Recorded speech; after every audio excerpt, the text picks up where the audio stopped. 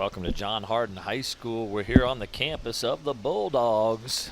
Week 3 of KHSAA high school football action. I'm Paul Gray. I'm with my friend here, Jeff Noel, bringing you the action tonight as the 1-1 Iroquois Raiders, led by Coach Keith May, are visiting the John Hardin Bulldogs, also at 1-1, led by Coach Doug Preston. Again, both teams 1-1, but it's a little bit of a different matchup. John Hardin comes in off of a big bounce-back win, 35-7 over Greene County.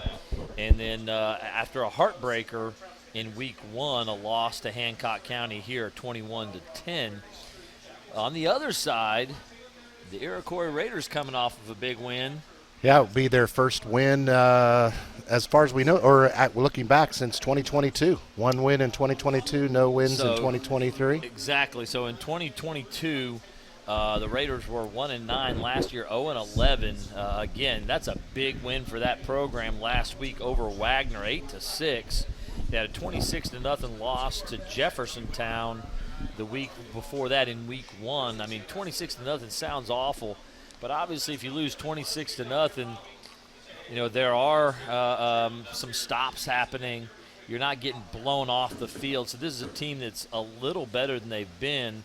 But certainly tonight, Jeff, I think we hope the home team gets healthy again. They got healthy last week with a big win over Greene County. They did. What do you want to see out of the Bulldogs tonight?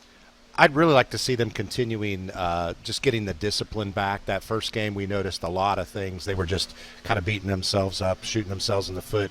We made the comment several times that they truly could have played with that team. Really, pound for pound, they could have won that game. But they just had so many little mental errors, discipline stuff right off the beginning of the week, or beginning of the year. But so I'd really like to see them focus on some of that discipline and keep that going.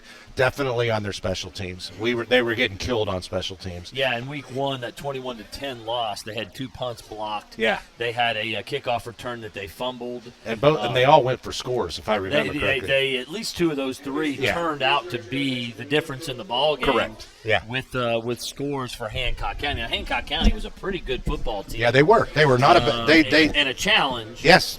But John Hardin just could have competed and won that ball game and 100%. just did not do that. I agree with you. I think, to me, what I want to see out of this team tonight, and again, both of us believe that they should win handily tonight. Yeah. That they ought to beat this Iroquois squad significantly, but we just want to see them play clean football. No mistakes in special teams, taking care of the football, not making any big errors and mistakes. If I were John Hardin's coach, I would probably be saying, do not win this game in your head before you win it on the field, because right now you got to win it, you got to earn it. This team has a perennially low team, that you're coming up against, hasn't scored any points, very low rushing and passing and all of that. But come on, I mean, you still got to beat them. And if you get it in your head, this is going to be a cakewalk, then you're done. That's when the mental mistakes start rolling. Well, Jeff, talk a little bit about the quarterbacks that we're going to see tonight. Yeah, so we've got a couple of, the quarterback, Marquis Lanier, really is probably their best player, is what we're going to guess right off the bat from here. He is the only one who's scored any points this year. He scored last week, and to give them that win. Not a great passer. He's 14 attempts on the year, 3 completions, 3 interceptions, no passing touchdowns. The touchdown that he did score was a rushing touchdown. I'm going to jump in there for a second. We watched him in pregame. Offensively, they looked really disorganized. Iroquois did. The Raiders. Scary. And we saw him make some good throws, though. He's a good athlete who can throw the football. We saw a bunch of guys dropping balls. So we don't know what that 3 for 14 looks like. We do not. In reality. We want to say he had 6 completions and give him the benefit of the doubt. Just 3 of them went the wrong way. 3 to the wrong team. You got to have, and again, what we saw in the warm-ups is some of those guys dropped passes that they had their hands on, but they jumped up and tried to do something cute and didn't look the ball in. And it's like, no, that's just the mark of, and Paul and I are both up here having come from some pretty disciplined football, traditions in our lives, and it's just hard when you see a team not really focused. I don't care what your record is. I do not care what your record is. We don't know what we're going to see out here tonight. There's a few good-looking football players, obviously. Yeah, there really is. The running back, Dorian Mosley, is a good-looking football player. On the other side, Austin Richardson, we talked about him in week one, Jeff. Tell us a little bit about the John Hardin Bulldog quarterback. So he's 8 for 18 on the year, 103 yards, and had some touchdowns. And Austin is really a great kid. He has shown us, he's a junior, so he's still, kind of in that learning stage. He's got another year here. But he showed some really good poise that first week, and we were pretty impressed with what he put up, the numbers that he put up, given some of the circumstances that he came up against. But he's got, Cavalli Pittman is his number one weapon, and Cavalli's just, that's the he's dude, a beast. Jeff. He is the Sometimes dude. You got a dude on your team. You got a dude, and he's got by 52 far rushes for 436 yards in 2 ball games. We saw him in that first week, over 100 yards. He had to have been close to 300 last week. His average for 2 games is 200-plus yards a game. That's not a bad start. No, that's a guy. 5 touchdowns on the season, 1 in that first week, and then obviously 4 last week in the 35-7 win against Greene County. They're going to feed him the football all night early long. and often. All night long. We'll see if now again the Iroquois team. The one thing I'm seeing. Stat-wise, is defensively they look decent. They've got some seniors on the defensive side of the ball.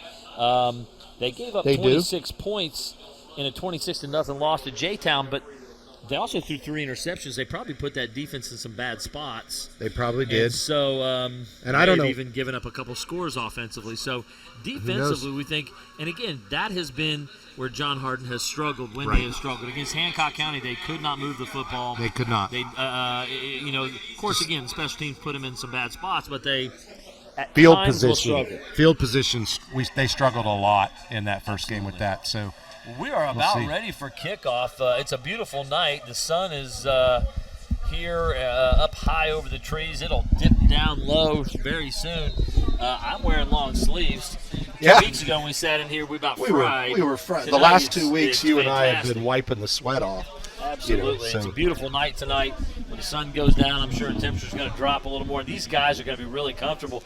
And the kickoff is away. It's a high pooch kick. And no! Goodness gracious. Oh, my gosh. It's loose. That is Iroquois ball. Iroquois has the football. Wow. Bounced around like a pinball between them. And number 80 from Iroquois comes up with that ball. Garner. There you go. The senior coming up with it. So that King Martin, number 9, could have filled it. It went about 2 yards over his head. He was electing to let the next level in the return team catch the football. Neither one of them caught it, and the guy behind him kicked it. Yep. So bounced right up. up. Rough start. We talked about playing cleanly, especially in special teams. I'm telling you what, if I'm Coach Preston, I'm about to lose my mind. Yeah, that was just ridiculous. I mean, that is not the way to start a game where one of your main goals is to come out and play clean. clean. Got to communicate. Those guys who are fielding the ball have got to yell out who's going to field the football, catch the ball. It's a basic fundamental on special teams. So a spread look. Again, number 20 in the backfield is Dorian Mosley, the running back, and we've got Marquis Lanier.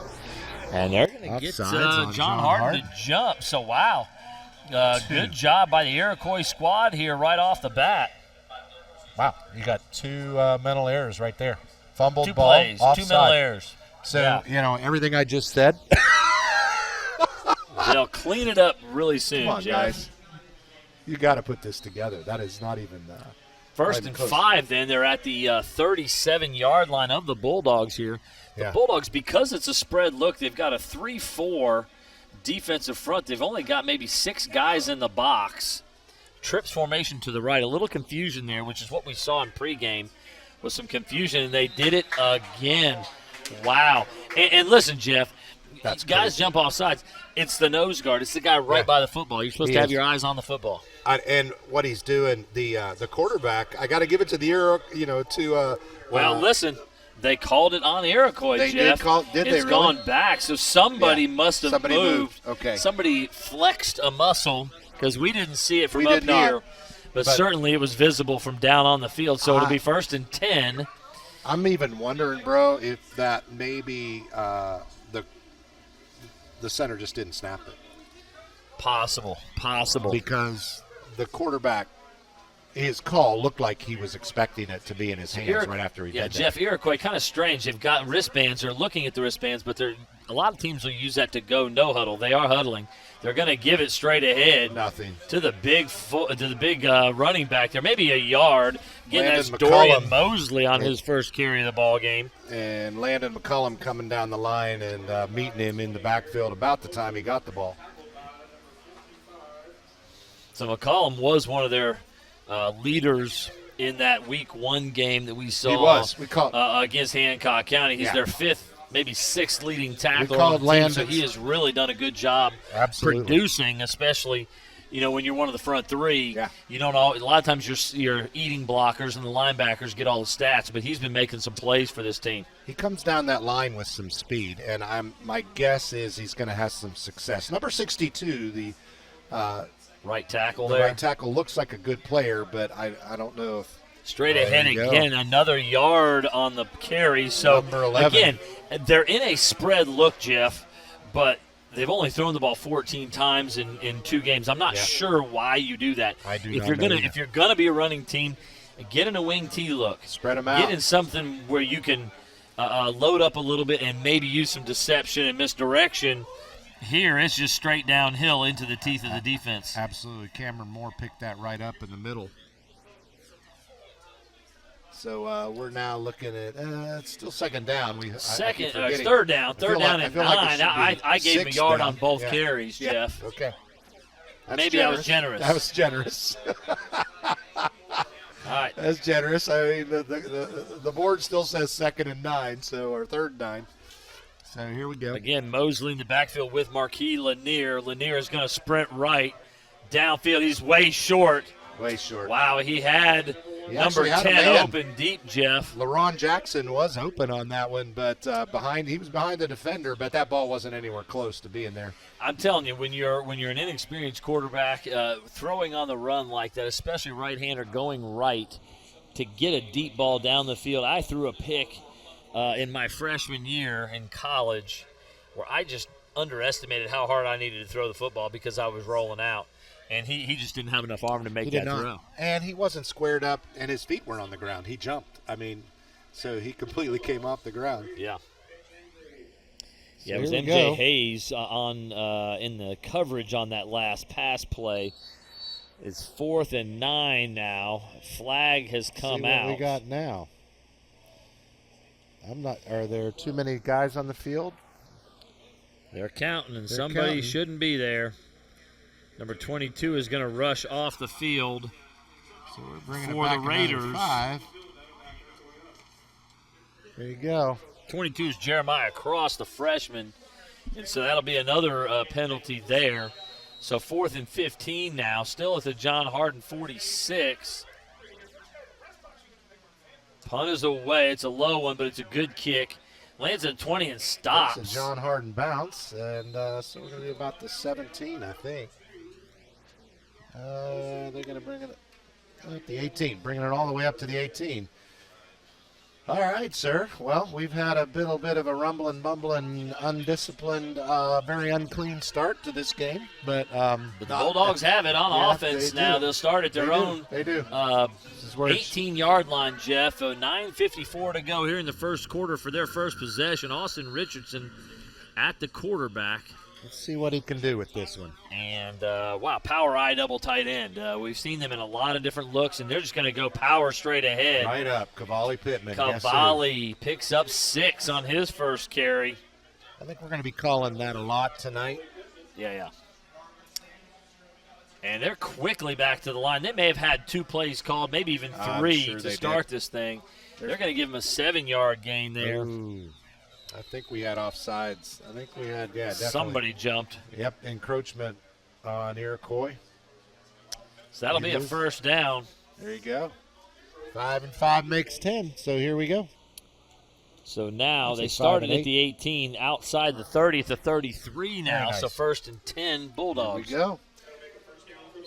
It's a little better. Settled down now. The Raiders, Jeff, are in a 4-man front look, but they're only got about 6 in the box. maybe 7 with the outside linebacker being number 10, LaRon Jackson. He's up on the line now. Number Off 16. tackles, Jackson making the tackle. It's about a 3-yard gain.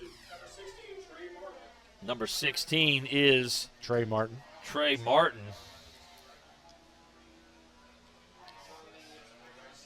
He's a freshman. So 16, Yeah, Trey there he Martin is. on the field. I didn't have him Gets a carry, circled yet. 3-yard gain. Again, double tight end wishbone here against the 5-man front. Crossbuck. Here we go. With a little help, Cavalli's got some Pittman. space. Big Almost. run. It's going to be an 11-yard gain for Pittman Just short of midfield. Nice run. at the 47-yard line here. So they've run 3 plays, and they are approaching midfield already. First and 10 Bulldogs from the head of the Bulldog right there at There you midfield. go. Looks like they're on They're a at the spike. collar. Power eye this time. And Cavalli takes it. Pittman Oh, again. man. He's gone. Oh, my wow. Number 1, Marquis number Lanier one. The gets a quarterback. hold of the shoestring. Marquis Lanier makes a shoestring tackle on that. I mean, he was gone. Oh, what a 19-yard carry for Pittman. So carries of 6, 11, and 19 yards to start this game. 8:08 to go in the first quarter. Double tight end wishbone look. And the Bulldogs are going to He's throw got it him. here. He's got anybody He's got he wants Pittman. open. It's Pittman in the flat for about an 8-yard gain. Good throw. He had number 20, DJ Hightower, deep, but he decided to go to the flat route with the back out of the backfield. So Richardson good on his first pass attempt. Pittman picks up 8.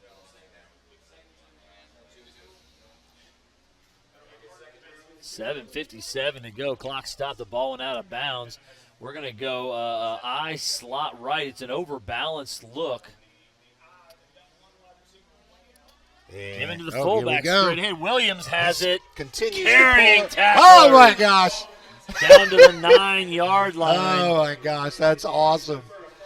He carried number 6 about 10 yards. That would that'd be a Garvin Samuels whip for a ride. That was Sometimes you get charged to pay for that kind of ride.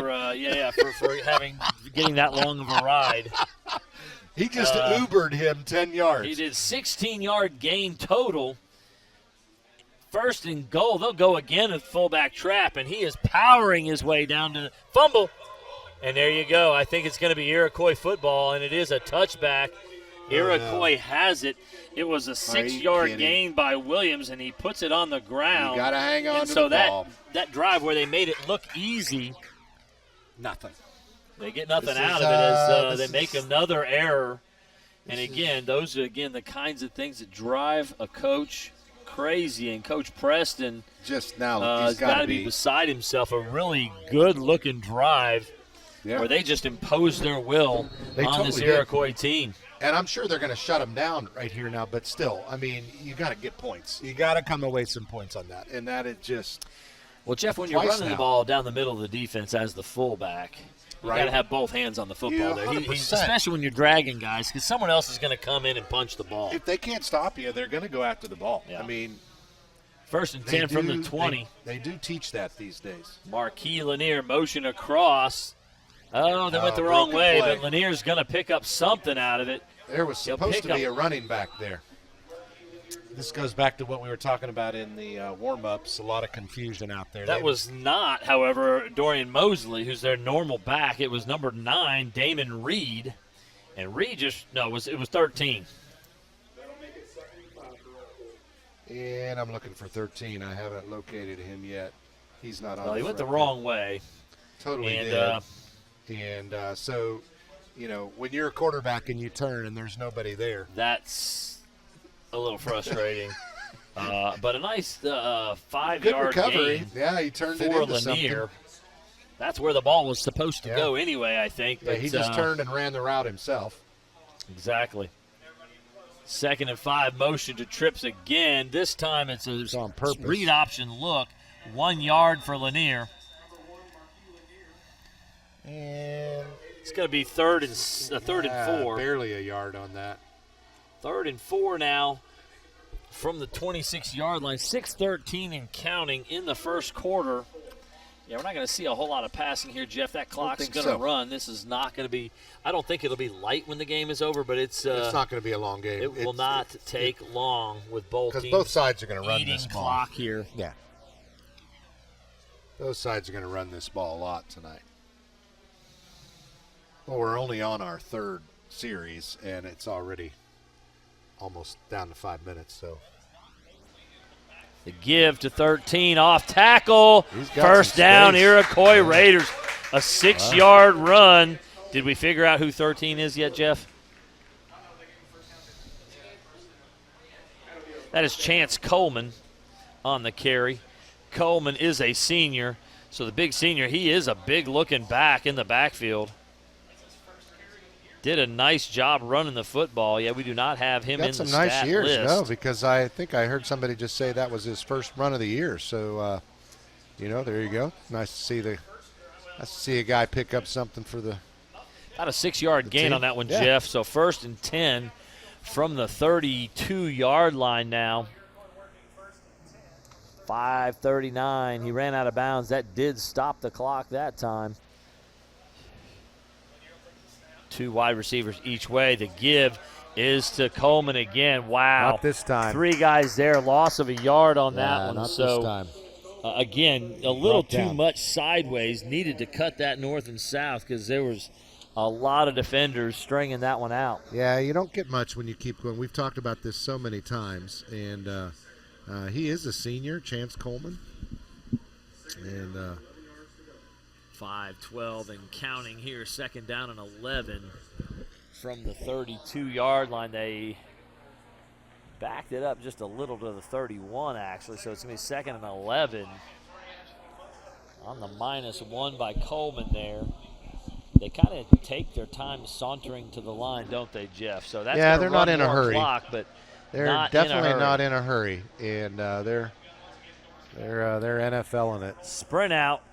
He had number 5 open there. He did. Number 5 is Kamar Pinkston. Yeah. It was overthrown. Again, there was an opportunity on a flat route there to get him the ball and let him run, Jeff. Yeah, and when he throws it, he has that little bit of a deal where his body twists and he kind of comes off of the turf, not a lot. Which to me, unless you're throwing the ball 75 yards. He's got the elbow down, which is usually going to cause the ball to sail as well.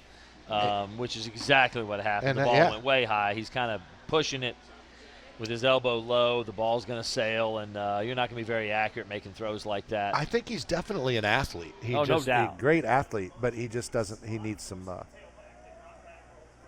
the mechanics. Again. Flood route. Oh, it was right in his hand. There's the example we talked about pregame. That should have been caught. He hits number 80, Brandon Garner, right in the hands, right at the first down and he marker. Had a step on his defender.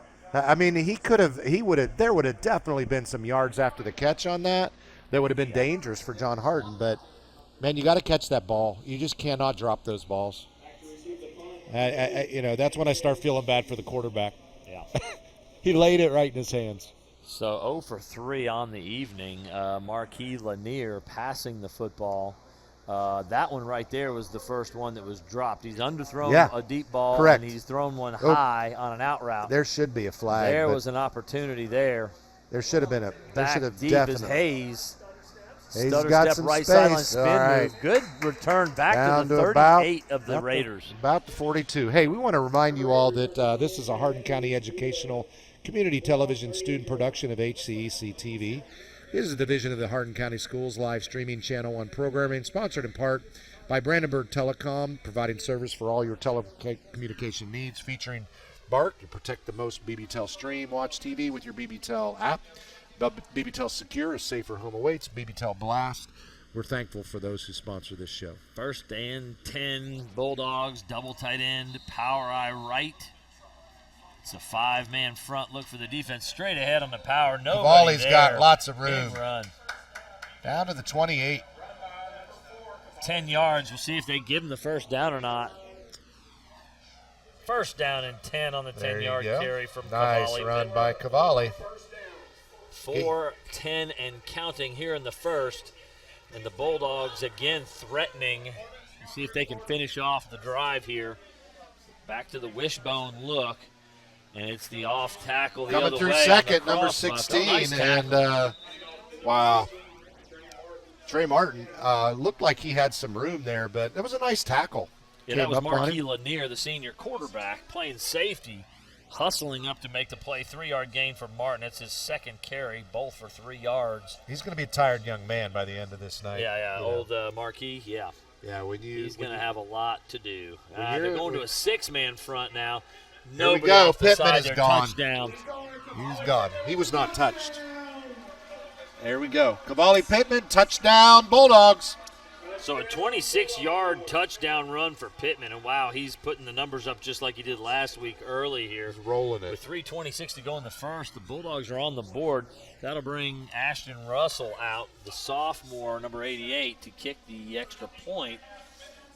Jeff, what happened there? The defense tried to go to a 6-man, more of a goal line front, which is smart. But there was nobody over here on the right side of the offensive line. Somebody was lined up. They overshifted. There was nobody over there. It's wide open. He never got touched. And it's good. Russell knocks it through. It'll make it a 7-0 ball game, the Bulldogs. So on their first opportunity, the Bulldogs did not convert, but they sure did there as Pittman They sure took did. it the distance. They made it up for it. Well, we want to continue thanking our sponsors, Physical Therapy and Associates. More personal attention for more effective results with locations in E-Town, Hodgenville, Radcliffe, Bardstown, Brandenburg, and South Louisville. And for more information, go online at physicaltherapyky.com. eTownSelfStorage.com. Finally, a place that's conveniently located in Elizabethtown for more than just your self-storage needs, featuring video surveillance, climate-controlled self-storage, and also for RVs and boats, electrical outlets in every spot. Keep everything charged and ready to go when you are. Go eTownSelfStorage.com for more information. Here we are, John Hardin about to kick off, and deep. You've got number 10, LaRon Jackson, and also number 2, I believe, is the other one back there that I can see. Kind of hard. I got a foggy window in front of me. That would be Collian Williams. So Russell back to kick off for the Bulldogs. Kick is away. Good kick. It will be number Collian 2 Williams. to receive it. He's got space. They've He's got got a lot the of space. outside flanked. He's got a lot Good of space. return. Wow. All the way down Just to the knocked 45. out of bounds by the kicker, Russell. Wow. He had all kinds of space on that side of the That was field. number 2, Colin Williams.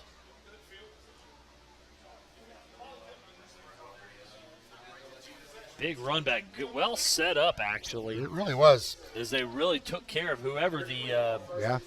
He is a senior. contain man on the kickoff team was not yeah, there. absolutely. Not in position. And Yeah. Iroquois did a good job of getting him blocked and taken out of the play. 1st and 10 Raiders from their own 44-yard line. 3:14 to go here in the first. Marquis Lanier, I think he's got Chance Coleman back there. He's going to run the football. He's only going to get about a yard. Is Barely Marquis get it back up Lanier to the on line of scramble. It scrimmage. looked like he wanted to throw it. Yeah, I think he did. And, yeah.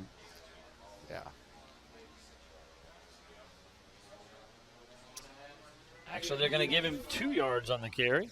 Up to the 46, just barely. 2nd and 8 for the Raiders. And Coach Keith May on the sideline trying to figure out how they can make something happen here. Again, just down 7-0 late first quarter. This is, I think, a more competitive team than they've had in the last couple of years. Again, I think John Hardin has them well outmatched. They surely do. Certainly, but they've got some bright spots that are happening, but. Oh, wow. Knocked down. Wow. That was batted down, so it was not an interception, not a fumble. Went through the passing motion. Nice bat down. You know, it's funny. You don't see that a whole lot in high school football. Yeah. Guys getting their hands up. Yeah, they just Well, don't do it. in that particular case, it's a good thing he did because the play action fake really had John Hardin Off. They bought the fake. Number 80, Brandon Garner, was wide open in the flat. Nobody within 15 yards of him. If he catches that ball, he's going to run for at least 10 yards there. Which is a lot to ask. Instead, 3rd and 8.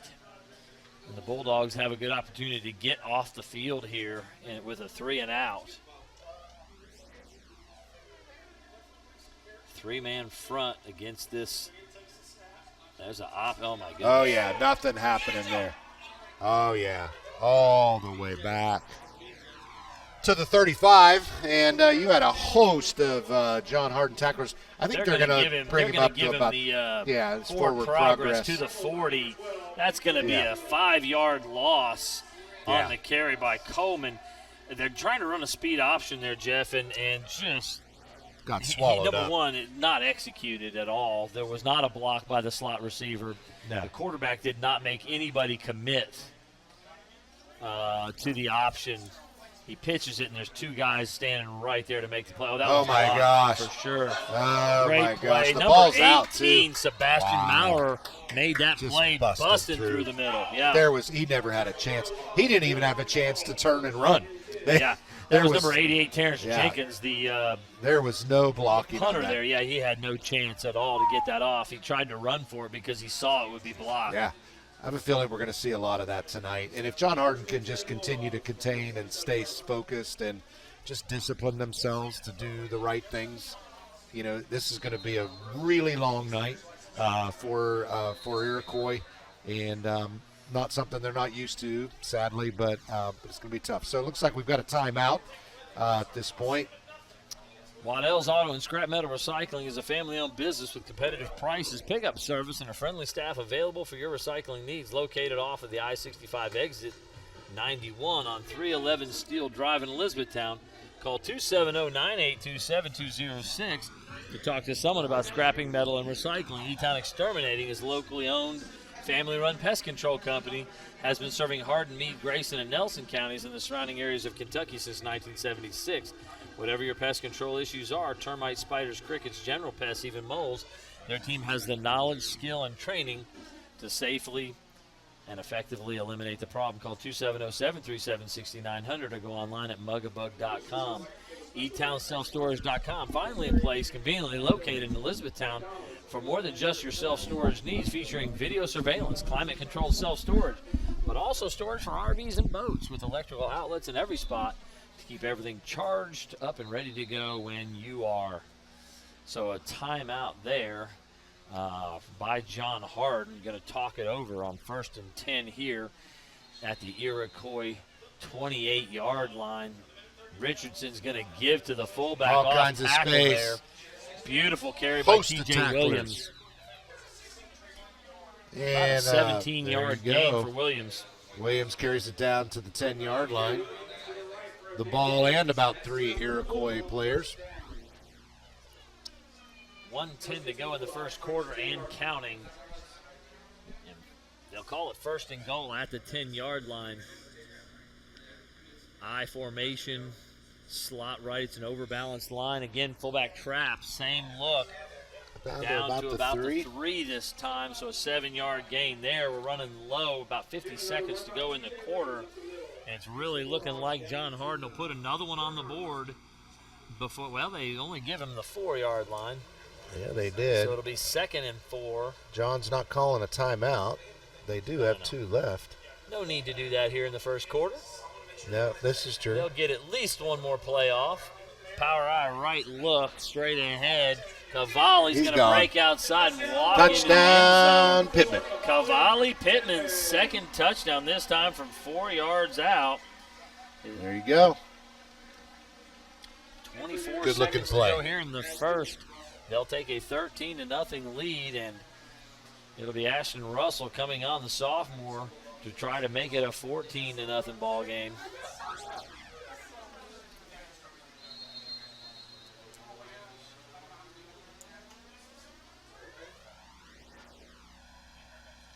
Russell lines it up.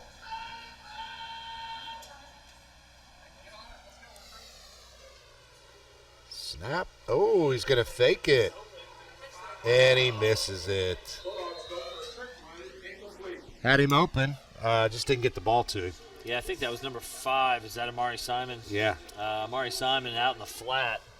And that's Richardson, the quarterback.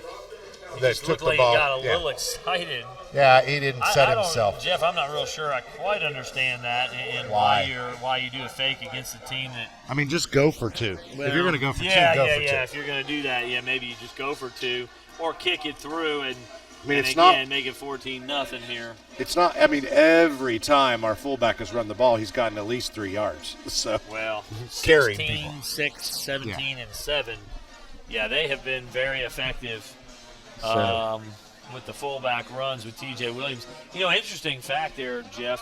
I kept wondering why they weren't running that fullback trap in week 1. TJ Williams had 0 carries in that ball game against Hancock County. And as you can tell, he's a strong kid. He's a really and strong that fullback trap is a basic play in the wing T that obviously Coach Preston has run for years and years.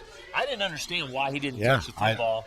It was all Pittman and Layson Anderson in that week 1 loss. I don't know if they knew something we didn't about what was up the middle, but you'd think they'd at least give it a try. No, you'd want to do that. I never understood that, but you can see right now TJ Williams can flat run the football. He absolutely can. Colin Williams with the football, another big run. All he's got is the kicker, and Up he to the still takes it back 49. out to the 49-50. And a tackle, Wow. Touchdown He's- save by number 15. It sure was. He is a fast kid. I mean, he gets out there on the side, and the second time, obviously they went right back to what they did before because they're cleaning out that. There's nobody past the hash mark when they're Out going the over to that right 49, side. Their own 49, Jeff. And hey, special teams, Jeff.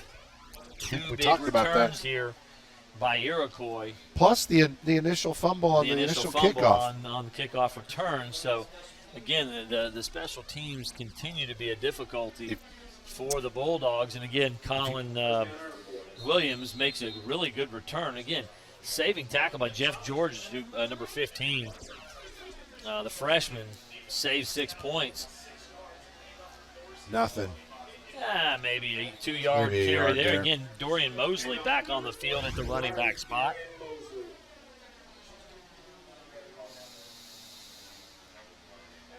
Well, if you watched the first game of the year with Hancock, or if you didn't watch it and you wondered why we were talking about discipline on special teams, trying to get that together, then now you know why.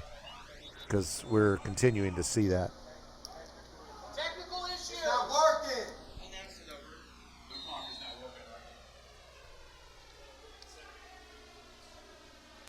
Well, we got a clock issue. I'm going to go ahead and do some of our reads here since they're trying to get the clock figured out. It should have been the end of the first quarter already. Again, the clock would continue to run after that running play right there, and it would have run it down. Would have absolutely run it down. To the end, yeah, absolutely. West Point Bank is a hometown banking made simple. It has 5 offices located in Elizabethtown, Radcliffe, Upton, Glendale, and West Point, or find us online at westpointbank.com. West Point Bank, working better together. Tune in weekly for all local HCEC-TV programs airing on Brandenburg Telecom and Comcast Cable's Channel 2 and Spectrum Channel 184. All HCEC-TV programs on the HCEC-TV YouTube channel. Subscribe to the channel today to get your local community sports and events. Watch From the Sidelines, a sports show featuring our student athletes and teams. We'd also like to thank NFHS, the National Federation of High School Sports, and its support in providing live streaming service. Contact NFHS.com to subscribe today. So have we got it figured out, Jeff? I don't think so. We're running with a lot of technical issues tonight. I have no hearing. I can't hear a thing. We're struggling to hear each other. I'm thankful you can hear me, right? I am coming. We're reading lips. I keep turning and looking at you and the game. In the game, so we're all a little bit. And they're saying that is the end of the quarter. So they've reset the clock now, Jeff. Yeah, here we are, which is what it should be. Yeah. Yeah, what it should be. So I think they've got it. I don't think there's going to be any suits filed at the end of the game on missing 12 seconds. So, I think we'll be all right. Huh? All right. You can't hear me either, can you? Iroquois. Nope. Iroquois with the football. You've got too many guys on the line of scrimmage. Actually, gee whiz, everybody's in the wrong place. Quarterback is going to throw the ball now, but you've got linemen downfield, no flag. Yeah, number 55, 5 yards downfield, and quarterback Marquis Lanier took a big shot. as he was running with it, then decided to throw. It was originally pass play. He tucked to run, but then decided to throw. He paid for it. I did not see who the culprit was who hit Marquis Lanier, but it will bring it up a 3rd down and 8 on the incomplete pass. Again, Lanier right now 0 for 4, and it'll bring up a 3rd down and 8. Again, they're over the 50. As little offense as Iroquois has had, they've been over the 50 3 times. They have been. Into John Hardin territory. They've only had, I think, 1 first down, maybe 2 first downs. I think 2 first downs, and a couple of good plays on special teams. But with those 2 first downs, this is an illegal formation here on both sides of the ball. Yeah, we saw a lot of that last night. And they're not throwing the flag. Good run by Mosley. Wow, Mosley brings it up. He picks up 6. It'll bring up a 4th and 2. Over the 50, you might as well go for it right there. Absolutely. Good run by Mosley. He kind of snuck his way in between defenders. He totally did. He ran that right up the gut, and nice run. Looked very good. 4th and 2 from the John Hardin 43-yard line again in John Hardin territory. So it is 4th and 2. 4th and 2. Okay. It's 4th and 2. And they're going to bring the punt team out, down 13-0, struggling. Surely you're not going to punt it. Opportunity to move the ball here. And they are going to punt it, which means it's going to be blocked. Oh, boy. Yeah, you're way better off to try and go for it here. They are not set up. Their guys aren't set. It's nobody back. John Hardin didn't believe it. John Hardin did not put anybody back deep. They did not. They're going to fake this. Are you kidding me? They got to go for it on 4th and 2. Yeah, well, they did. In our end of the field? Why wouldn't they? John Hardin didn't believe it. We didn't believe it. But nobody believed it. But, the punter believed it, and he kicked it. He did it. They didn't get the rush because they're sitting there playing defense. They're trying to make sure that there's no fake. Right. So there was no pressure. And number 88, Terrence Jenkins, was able to get off a good punt. John Hardin will take over at their own 20-yard line with 10:58 to go here in the second quarter. An opportunity may be thrown away there. I'm a little surprised. Lost something. Well, yeah, why would you not go for that? I just don't understand that. Yeah. That's because, they did get it down here. But jet sweep coming. Lots of space. Number 2 with the football. Lots of room.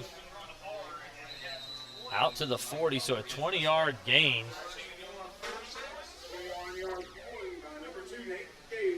Number 6, Garvin Samuels, makes the stop on that one. Yeah, that was number 2, Nate Gayfield, with the carry. Again, he's a wide receiver and defensive back. Made a lot of big plays in that first week loss. Did Gayfield, but a 20-yard run there by the senior wideout. And Hayes in lots motion. of room. There goes he's gone. Pittman. He is gone. Nobody's Pittman catching Cavalli Pittman. That is going to be a 59-yard touchdown run by Cavalli Pittman. By the way, Jeff. Yes, sir. His last 3 carries have all resulted in touchdowns, Cavalli Pittman. So, that's a nice run. That would be that's a hat trick in hockey if you get 3 goals, but I don't know what you call it when you have 3 runs and 3 touchdowns. Yeah, I don't know. That's exceptional is what that is. He's running up some numbers right here. He's well over 100 yards with that carry now, and we've got 10:39 to go in the second. I don't know how long your lead back will stay in the ball game. I think he'll play through some of the third quarter. That's normally what you would do before you start substituting, but kick is up, and it's good. Russell so puts it in. 20-0 ball game, Jeff. Here we go. Should be 22-0, but, there is what it is. So the Dog Pound's actually having some fun tonight. During the Hancock County game, it was kind of a sad night to open the Dog Pound, but tonight we got some pep band in there. You got some some of your students in there. The students are loving it. Good to see the Dog Pound barking tonight. That's it, buddy. Look at him. I like to see student sections and people getting fired up and enjoying the game. So absolutely, it's such a big part of high school Friday nights. And we've got a decent crowd. I was worried 30 minutes before kickoff. There weren't more than 4 or 5 people in the stands. I was a little worried. Maybe John Hardin's just a little bit of the late arrival crowd. Apparently they are. And, tonight. I guess so because I haven't actually seen them because you all don't see it from our perspective, but when you're up here in this booth and you're sitting down, there's a shed roof in front of us, and literally we can't see the stands. Can't see the stands, but we can see the dog pound down in the Can end zone. see that, and we can see the players. That's what matters. Yeah. Well, kind of. Half of it, anyway. 10:39 to go. Not complaining, but we got lots of casualties tonight. Well, all right. It's Russell to put it in play. Oh, Little he left. shanked It's that gonna be out of bounds. So, again, That's going to come. honestly, that's bad. Honestly, that's going to be the worst starting position for this Iroquois Raiders squad. Yeah, they've started even at with the penalty there. Correct. They've been at midfield. They have 49 and 50. Yeah, absolutely. 3 times. So ends up coming out. What do they bring up? To the 40? 35. 35. Okay. Pros is 40, or it used to be. I don't know what it is now. Maybe a good play. Could be. Kicking out of bounds. That man did exactly what he was supposed to do. Maybe. Do not let that dude run the ball back. I know that. Yeah, number 2, Colin Williams was giving him some trouble, but that's one way to eliminate that problem. 10:37 to go in the second. 20-0 Bulldogs. We told you they were going to get healthy. We just wanted to see how they would do it. Yeah. In what we wanted to see. Well, what that actually not looked great like. in some of the areas. The kicking game, 1 turnover. Handoff Give up to the middle. Mosley. Mosley is a He's bowling staying ball. up and fumbles the ball. That looks like John Hardin's ball. I believe that's John Hardin's ball. Yeah, it looks They like have it not. is. We got No, a I don't down think so, player. Jeff. I think they're saying he was down when the ball came out. Okay. All right. Yeah, that's Dorian Mosley. And Iroquois will keep the ball after the 3-yard gain by Mosley again. He's a little bowling ball. He bounced off 2 or 3 Really defenders there. Number 20, hard to DJ bring down. Hightower had a chance to get a hold of him, struggling to get a hold of him. And the ball popped out, I think, when he hit the ground. He's kind of low to the ground as it is, Jeff. He Hard is. to He's tell. you exactly. A little fire plug. I mean, it's hard to bring He that has down. stepped out of the game, though. I think they got Chance Coleman, number 13, back in at running back. 2nd and 7 from their own 38. It's going to be Coleman outside, There trying it to is, outrun but- Hightower. He breaks a tackle, breaks a 2nd and 3rd tackle to pick Wow. up 2 more yards, which will bring up a 3rd and 5. Yeah, Great that run was to get 2 yeah, yards. absolutely pretty impressive considering he was hit long before that. He was able to pick up another couple I think yards. it'd be on it. nice, Jeff, if they give that guy a few blocks. Because literally he Yeah. broke 4 or 5 tackles to get 2 yards on that play. If he had some blocks, he could. But you don't. I mean, you do not have a very athletic front line on Iroquois here. They've got some big boys there, but big for the most fellas. part, you're not going to see any of these guards pulling out. That's just not happening. Got a tight end set this time to the right. Straight ahead. Mosley breaks He's a got- tackle. He's looking for a block from his wide receiver. Finally gets it. Steps out of bounds. Good He gets run. tackled. Wow, that really was a great run. But 15-yard carry for Yeah. Dorian Mosley. So the Raiders getting something going on this series they here. are. 2 They're- first downs. they actually are doing some stuff. So, yeah, like we were saying, when you're looking for those runs that are going to try to get out around the side and break through that contain, you typically have to have a pretty athletic guard that's going to pull, or even a center. But that is not what we're looking at with this team. And That so you time have to get outside, he Correct. first broke through the middle and then cut outside. Once you break that first line, it's a Then little you got easier some. out there. Play action pass. He's got a Completed reception, and and he fumbled the Ball's ball. loose It's out. And out of Out of bounds. bounds. Wow. Well, there's the first completed pass for -4 yards. That's There you unfortunate. go. They were going to That get a is- yard or 2 out of that. They were, But it's completed gonna pass go that ended up in backwards a now. fumble. I almost wish he Brandon wouldn't have caught it Gardner at was- all at that point. Yeah, Brandon Garner was the receiver there and caught the ball, but then was hit and jarred it loose. Was that number 24 that made the hit, Jeff? I think it was. I was focused more on the receiver than I was the tackler. Yeah. And but it was Brandon Garner who caught and then fumbled the ball.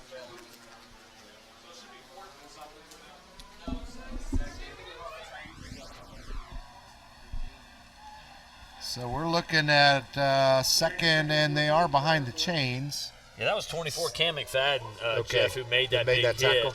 So second and 15. Yeah, second and 15. Again, a 5-yard loss on the completed pass.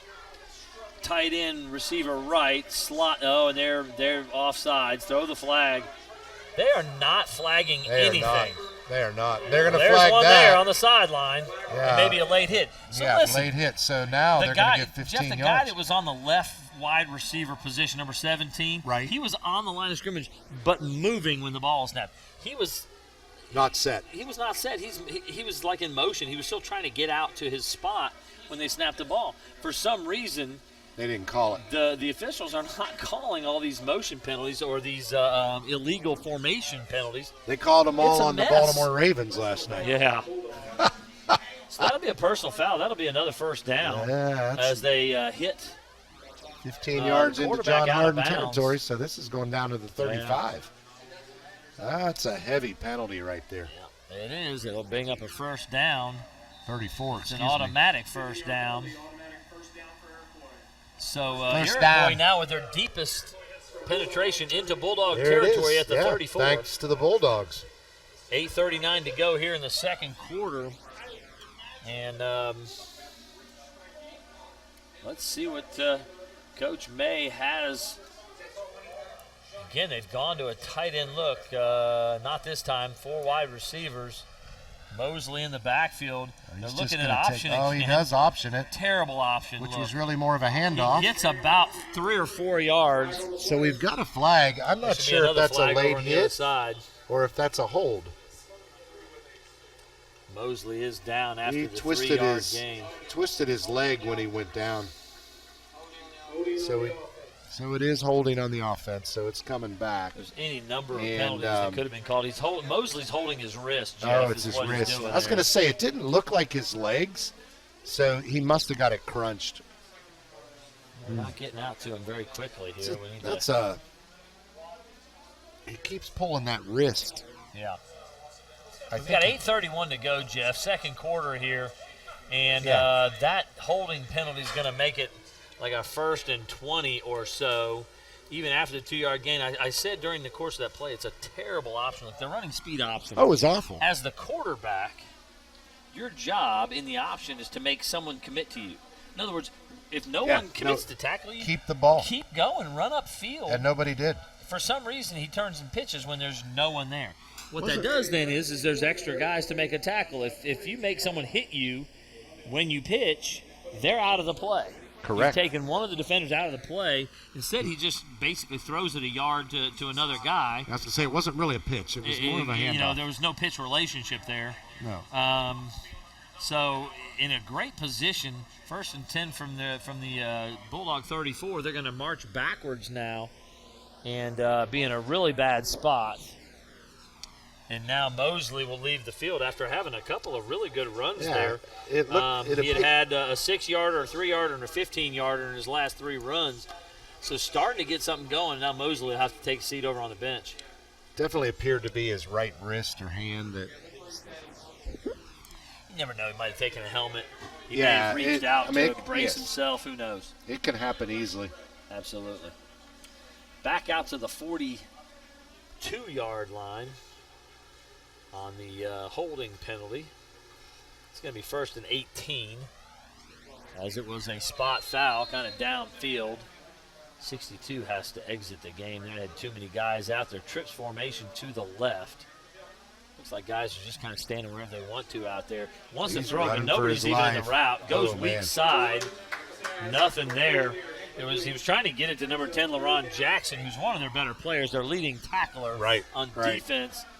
And just overthrew him again, getting a little bit of pressure and wasn't really able to make a play. DJ Hightower was right there for the play, so even if he had caught it, I don't think he was going to get anywhere. No, he had nothing there. The front side of the play over to the left, I was looking downfield where the quarterback was looking. No one ever made a break out of the route. He had 2 guys running down the field. And they never looked back. They never made a cut. They just kind of running, and they were within 3 or 4 yards of each other. Yeah. Just a horrible route. I don't know what the route was supposed to be. Well, but it wasn't executed by one or the other of the receivers. I'm gonna guess they didn't know what it was either. It seems to kind of be what I'm sure the quarterback was frustrated because he couldn't find anybody in the route to throw the ball to. Motion across, and he's turning upfield before. And again, they go the wrong way. Nobody there. That's been a good play for them, Jeff, as he picks up 3 Yeah. yards.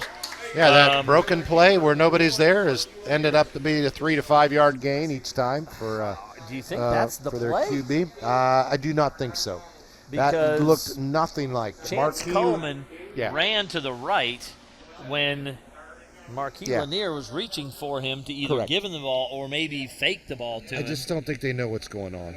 And Lanier just turned and ran the opposite way. You know, good play there by Lanier to make something out of nothing. Call timeout. Call timeout. Call timeout. 37. Timeout. Timeout. Well, 7:32 to go. They're going to call a timeout. And it's a 3rd and 15 situation from the 39-yard line of the Bulldogs. And again, Coach May is going to have a talk with his guys, try to come up with something. You got to think at this point, Jeff, that it's a 4-down situation. They've got 2 downs to pick up 15 yards here. Right. So if he can find one of those little flat routes and get somebody an opportunity to run with the football and pick up a few yards, they may put themselves in position to have a chance there. I mean, there's still time left in this half. So this is a Hardin County Education Community Television student production. HCEC-TV is a division of Hardin County Schools. Live streaming Channel 1 programming sponsored in part by Brandenburg Telecom, providing service for all your telecommunications needs, featuring Bark. Protect what matters most. BBTEL Stream. Watch TV with your BBTEL app. BBTEL Secure. A safer home awaits. BBTEL Blast. Make the most of your Wi-Fi. Visit bbtel.com today. Physical Therapy Associates. More personal attention for more effective results with locations in Elizabethtown, Hodgenville, Radcliffe, Bardstown, Brandenburg, and South Louisville. For more information, go online at physicaltherapyky.com. Again, 3rd and 15 now after the holding penalty on 1st down. And this Iroquois Raider squad trying to fight their way back in. They need to get a score here to have a shot. Here we go, 3rd and 15. And John Hardin is just crowding the line of scrimmage here. Wow.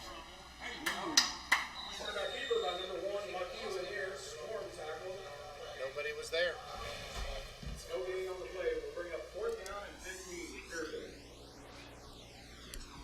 So no gain on the scramble there by Marquis Lanier. I'm fuming a little bit watching that.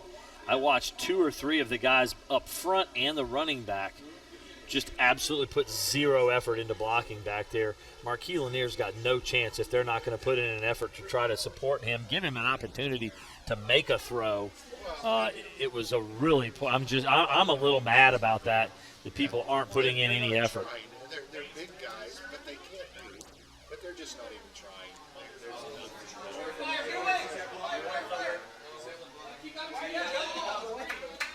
The punt just went for -2 yards, Jeff. What happened?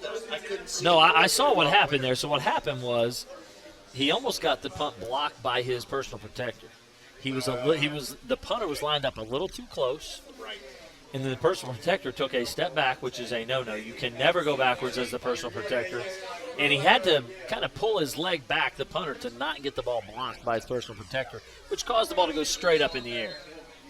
So the ball went, and then it hit and bounced backwards. Yeah, it had reverse spin on it. Kind of like you wanted, like I normally do on the green. With a wedge. All right, we're going to have a little jet sweep action here, I think. Here they come across, trying to give the football. Oh, LeRon is going to come back. And Layson Anderson, number 3, with the football there. He had no idea what to do there. They're trying to give him the ball in a jet sweep, and he's way too deep on his motion. Did not act like he knew he wanted the football. And LeRon Jackson read that perfectly. Again, the leading tackler for the Raiders was playing outside linebacker on the right, and that's where the ball was coming. I mean, he was right there waiting for that thing.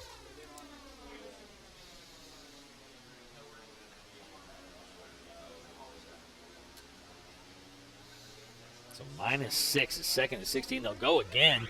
this time with number 2, Nate Gayfield, and again thrown to the ground for another loss on the jet sweep by LaRon Jackson. I think he's got that play figured out, Jeff. I believe he does. When the defender is standing in the spot where you're running to, that's usually a bad sign. So -3 on that carry for Gayfield. Bring up a 3rd down and 18, and again, they're going to a double tight end look there with one tight receiver, one wide receiver. The tight receiver is the motion man getting the jet sweep, and there's nobody there to block. This time they'll fake that and give it. Oh, boy. Cavalli Pittman breaks another one. Cavalli Pittman, can he outrun the defense? And he's dragged down, and there's a flag. That's a horse collar tackle. On number 6, that would be Garvin Samuels. 44-yard run, and they'll tack on more at the end. His last 2 carries, 59 yards and 44 yards. So Pittman is they're waving the flag off. It's funny because the tackler there, who was it again, Jeff? You had the number on there. Garvin Samuels. Samuels. So Samuels, he had one hand on the back but one hand on the front. I think they're giving him credit that it was not. So 5:11 to go here. Pittman did run out of bounds. Second quarter, we're late. And they're driving again. Gayfield on the jet sweep is going to go outside again. Oh, gee whiz. Trying to outrun the defense. Tackle made there by number 5. A good tackle by Kamar Pinkston. There's a flag in the backfield. I think there's a hold. I think it's going to come back after about a 10-yard run. Jet sweep not good to them on this series, but the big run by Cavalli Pittman has them in business. Spot foul, and the spot was downfield. It had to have been a blocker trying to get to the second level. So they'll walk that one back. It'll be like a 1st down and 14, maybe 15. Richardson's got it. I kind of wonder if they will toss one here and let Richardson take a shot, but the way they've run the football, they certainly don't need to. No, they do not. There's plenty of time. Overbalanced line to the right. There is a gap over there. What's going on here? They haven't blown the whistle. Here we go. There's a gap over there. If they're going to run, they are going to throw it wide open. He's got it. It's a good throw. He kind of turned himself around trying to catch it.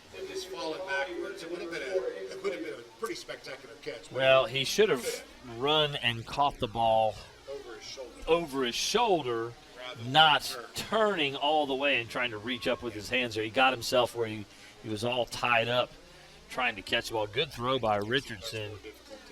It really is. He just he lost his feet, couldn't hang on to the ball. 2nd and 15 from the 27 now. Back to the same double tight end formation here. Pittman is offset to the right, motion across. They're going to give to Pittman here. Nice tackle by Jenkins.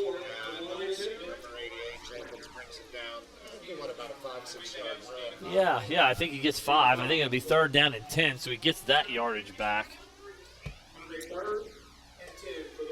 Can't wait to total up these first half stats for Cavalli Pittman. It's crazy. A lot of numbers. Yep. A lot of numbers.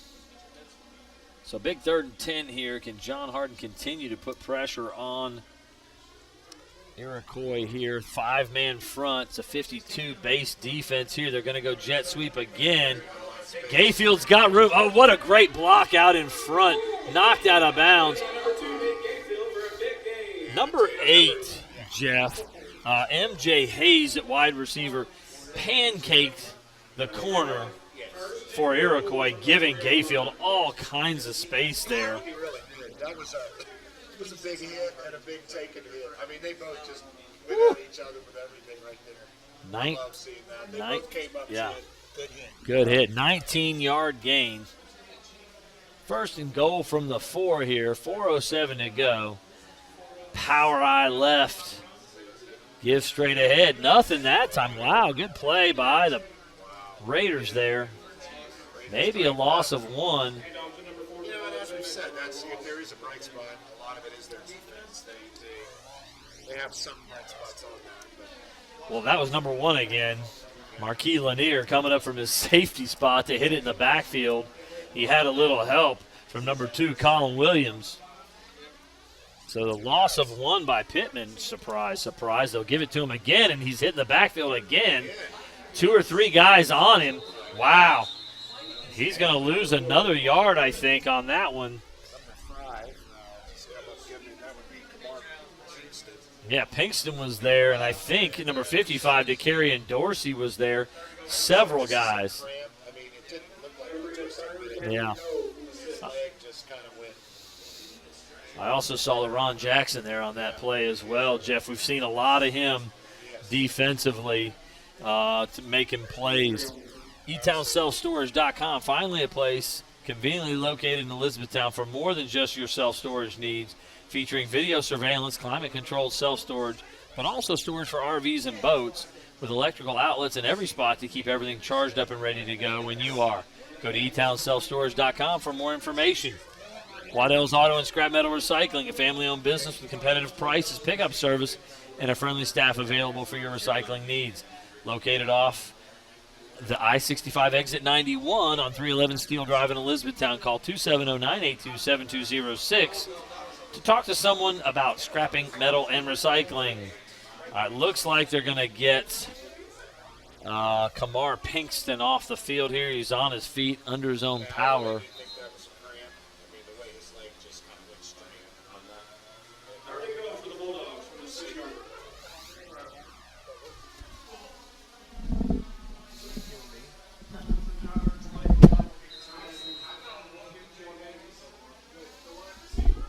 High wing left, toss, sweep. He's got space. Pittman's going to score.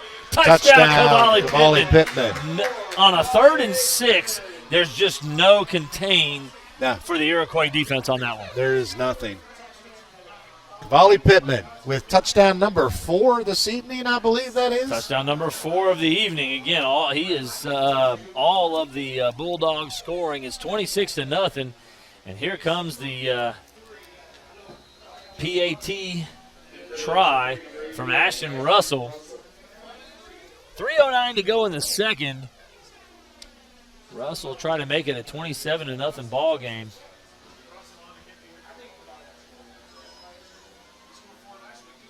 Oh, didn't get the ball down. Kind of bobbled the snap there, so couldn't get the ball on the ground to give Russell an opportunity there. 26-0. Bulldogs firmly in front. Kind of what we expected, Jeff. A little bit, and finally turn around. I mean, we did not want – I'm not going to say we didn't expect. We did not want to see the errors on special teams and the lack of focus. But we are thankfully seeing some output on the Bulldogs offense here. They're turning it on, as they should be. They should 100% be taking control of this game, and they are. Absolutely. Again, this Iroquois team coming off of a victory last week, but it's the first victory they've had in the program since 2022, and there was only one victory in 2022. So it's a program that has struggled. Again, maybe hit a high note last week, but going on the road to play John Hardin, no treat.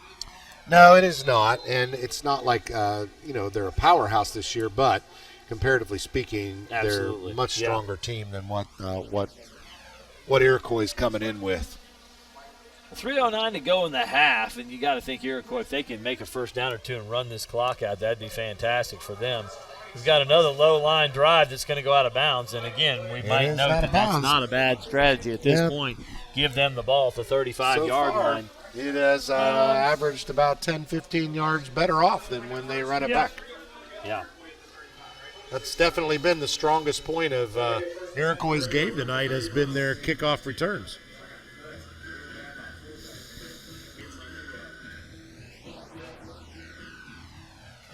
All right. Well, Iroquois at the 35, they're going to choose to put the ball is placed, that is, on the right hash, which is where the ball was kicked out of bounds. We'll see what Iroquois has up their sleeve here. Again, they've got to simply execute some things here a little better than what we've seen so far.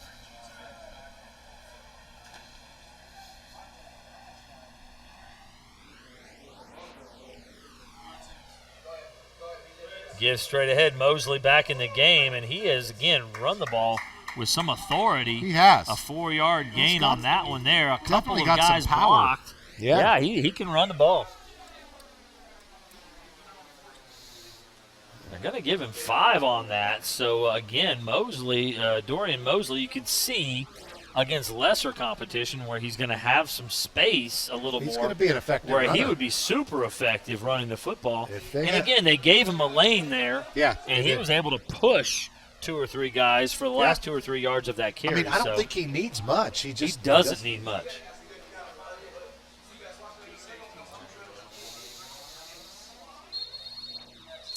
Somebody moving. Somebody moving, so Offside. those 5 yards that Mosley just fought for are going to be given back. right back. An offsides call on the Raiders. We'll move it back. It'll be 2nd and 10.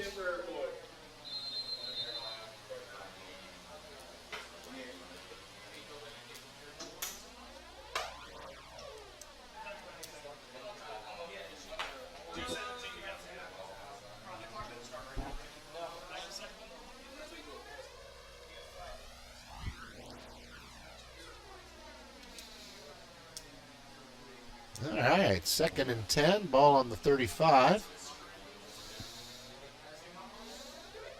Penalty does stop the clock. 4 wide receivers motion across. That's Kamar Pinkston. Nobody there.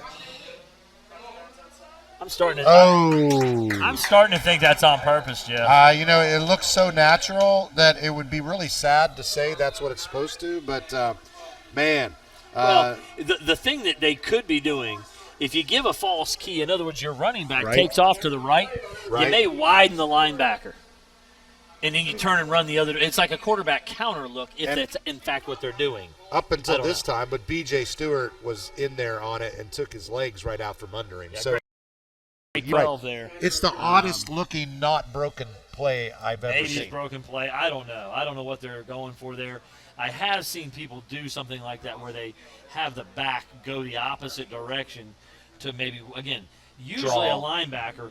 If We'll you got key 2 on that. linebackers, one's keying the quarterback, one's keying the running back. And if you see the running back go that way, you're going to take a couple steps and chase to the outside. It's going to open up a little bit of space.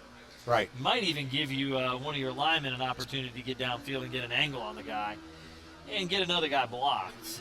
In that case, you're probably going to want to run the ball a little bit more downhill, and he went outside and Stewart was there to make the play. 3rd and 13 after the loss on that play.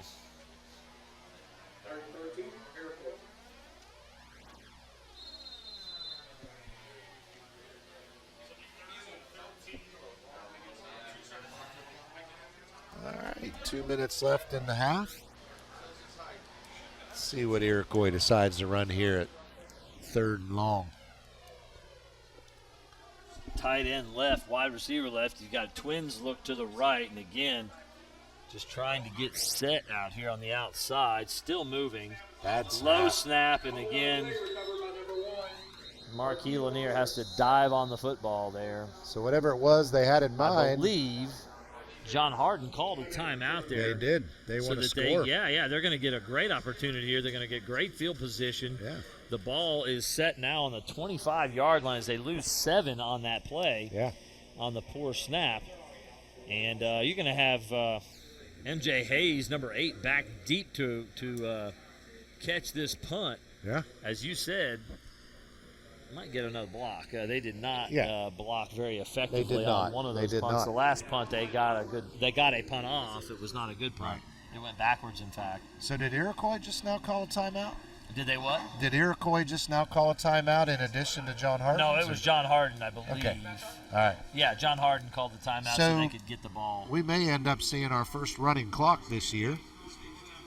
It's We're fine. I 26. think you'd absolutely have to say that you will in the second half. Second you got to half. get to 35 Yeah, enough, and here they can only pick up 8 and get to 34. Correct. If they can score. I would suggest getting the ball to Cavalli Pittman. What do you say, Jeff? I'm with you. I'm going to say let's go Cavalli. You know you can run, but you might want to try that little I don't wheel know, though. route You know, that but they had wide open earlier. this is true, but You have an opportunity you and to I, pick it up in a hurry. You and I have both been impressed with our fullback tonight, man. I mean, TJ Williams. has TJ been Williams fantastic. has put the ball Yeah. in motion. Unfortunately, he put it on the ground gosh. one time, but wow, he Kick did away. get that Nice off. play by Jenkins. And there's Hayes with the ball. Bad face. Oh, but he's got space. He's going to score possibly. He's got to outrun one man. There goes Hayes as he kept playing. Cut back spin. There he goes. Touchdown, There he MJ goes. Hayes. Touchdown, Bulldog. Wow. So he got Touchdown, face Bulldogs. mask. He got spun around in a circle. And came Two to or three of the Iroquois guys, after they saw that flag go down, they just stopped. That was a 100-yard run. Yeah. MJ Hayes That was officially absolutely 100 yards. about a 45-yarder, but he went from Unbelievable. one sideline Yeah. to the other. Absolutely. Beautiful run by MJ Hayes. Gotta love that, baby. Never gave up on it, Nah, Jeff. did not stop. Twist him around, keep When rolling. someone tries to pull your head off, some people would just You stop. do. Absolutely. He did not. They grabbed his Keep going. face mask Pick it up and run. and tried to decapitate. He said, I'll show you this. I'm going to will. score. Unfortunately, they don't give you stats for sideways yards. And, They do not. They do not. However, if you have a high production value like the NFL, they can sometimes put a little line you can do that, yeah. and put an show asterisk. you how far Your you ran route? all over the Yeah, whole field. that is like the ball tracker. You know, That's it's right. like- That's right. Is this, Wow, great run, MJ my Hayes. gosh, He was that excited was to get out awesome. there. I could tell he was excited to have a chance Wow. to make a play, and boy, did he make a play. Hey, you think they're going to fake it? Let's hope not. It doesn't Just kick the ball. Yeah, it doesn't get you to the running clock. No. And so just kick the ball. It doesn't do you any good right here in this circumstance to do that. So you might as well kick it through. Still make be it 1 point 33 short. nothing. The next time you score, then you'll have it. All right, much better. There you Snap, go. hold, and kick. They got that one down There easily. we go. Yeah. And so again, there we go. You know, when he's had a good snap and hold, Ashton Russell's been pretty. Pretty good. He is money. He really is.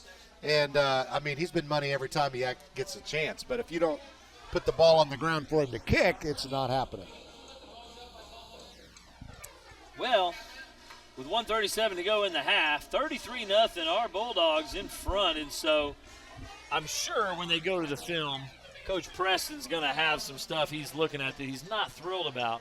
But certainly the results offensively have been pretty good. The guys up front are dominating.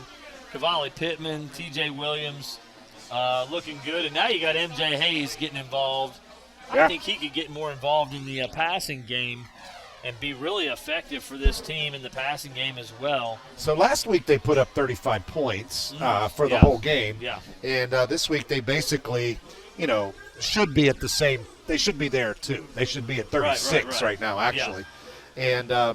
And they did that in the first half. So, I mean, each game they're getting better, and I know their opponents is a big difference. I don't know anything about I was Greene. a little more excited with the Greene County situation. They're 30 Greene that's County's what I not a was great football team. Let's just say that. But they're better than Iroquois. they have had good teams. They know what good football is. Correct. And to go beat them 35-7 on their home field is a really good No, that's performance. absolutely. Tonight. Yeah, and it was. So you're at home. You're got just taking care of your business. Your crowd They gets are. to celebrate and enjoy a ball game. and they will. And They absolutely will. all right, well, yeah, 15-yard penalty there. It's an interesting. Bulldogs, I don't know what's going on here. It looks like they're going to go for an onside Looks like an kick, and there's NFL nobody over kickoff. here. Because you you got got to drop it in a window. what are we doing here? What are we blowing the? I think they're Oh, going to call a Iroquois wanted- timeout. Yeah, because I think they're seeing. So your kicker is to the right of the ball. You got a right-footed kicker to the right of the ball. He would normally be to the left of it to approach and kick it down the middle. And they got 5 guys up here. I think right they're up going on the for ball. an onside They're kick. about to onside kick that thing and try to get to the running clock here in the half. They want to I do it don't before we love go in. that because you Yeah. don't want to pile it on a team.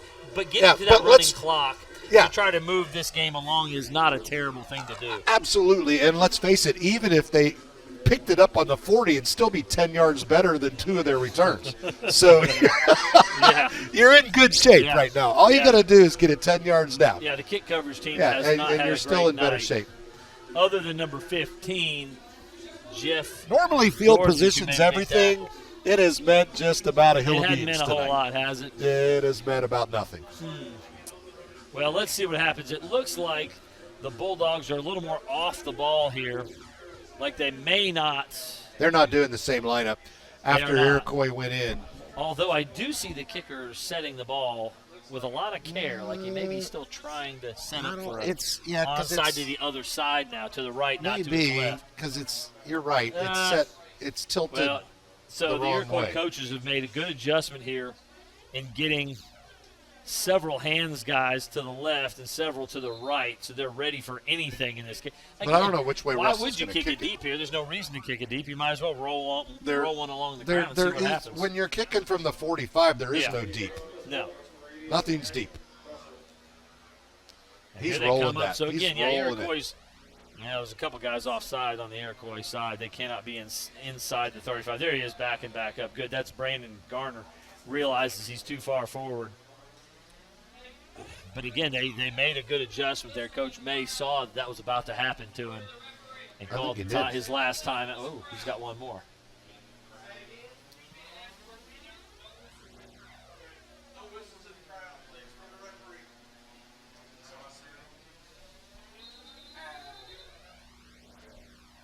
Can't do it now. He is going to boot it through the end zone. So Wow. hit one of the cheerleaders, unfortunately, Jeff. You know, in the Shakespearean language, the summary of what we just saw for the last 10 minutes was much ado about nothing. Yeah. Onside kick, not onside kick. Kick it deep. We saw a whole lot of action for nothing. And that'll be a 1st and 10 from the 20 now. As again, Here you we knew go. he could easily kick that through the end zone if that's in fact what they wanted to easy. do. So I mean, if I were the kicker, Coach I Preston just takes that option and probably will go in 33-0 at the half. But we'll see what happens here on either side of the ball. 1:33 to go in the first half. If that Iroquois squad was getting to the line slowly early in the game, they're struggling to get to the line of scrimmage right now. Some good communication up front against this 5-man front. Mosley with the should ball. have definitely been. Good tackle there. I couldn't see Their who was in on left that, end Jeff. was bobbing his butt up and down. I mean, I'm not sure why they're not calling that. You're not. I mean, he Mosley moved picked a up lot. 2. Yeah, there's been Okay. all kinds of motion. There's been There all really kinds has. of illegal formations, and they're just not throwing. A lot them. not called You tonight. know, okay. Honestly, You know what? You love it that way. So this is Well, like your dream. I don't like to see things done just so poorly, but yeah, you know, in this case, it's 33-0. Just let it play. Just let it go. Yeah, in this case, it's probably the right move by the black and white I stripes hear if you. they know what's going on. I hear you, and I think if they that do. is in fact an intentional decision, it's probably a good decision. We'll give them credit when they deserve some credit. Good Oh for boy, you. fumble no. ball. Ball It's on on the the ground. Mosley may have gotten on it. I Nah, think he did. He saved he came his up team. with it. He sure did. Looked like an okay snap. Ball, Like it was just it mishandled. did. He just dropped it. So we got a clock running. I don't think we're going to see another play in this half. I believe that's what's going to happen here. So it was a 3rd and 8 there. But we're going to There you go go. in half. 33-0 the home team. It's been sloppy at times, but certainly the John Hardin Bulldogs all over the Iroquois Raiders. We'll be back with first half stats and second half action in about 10 minutes.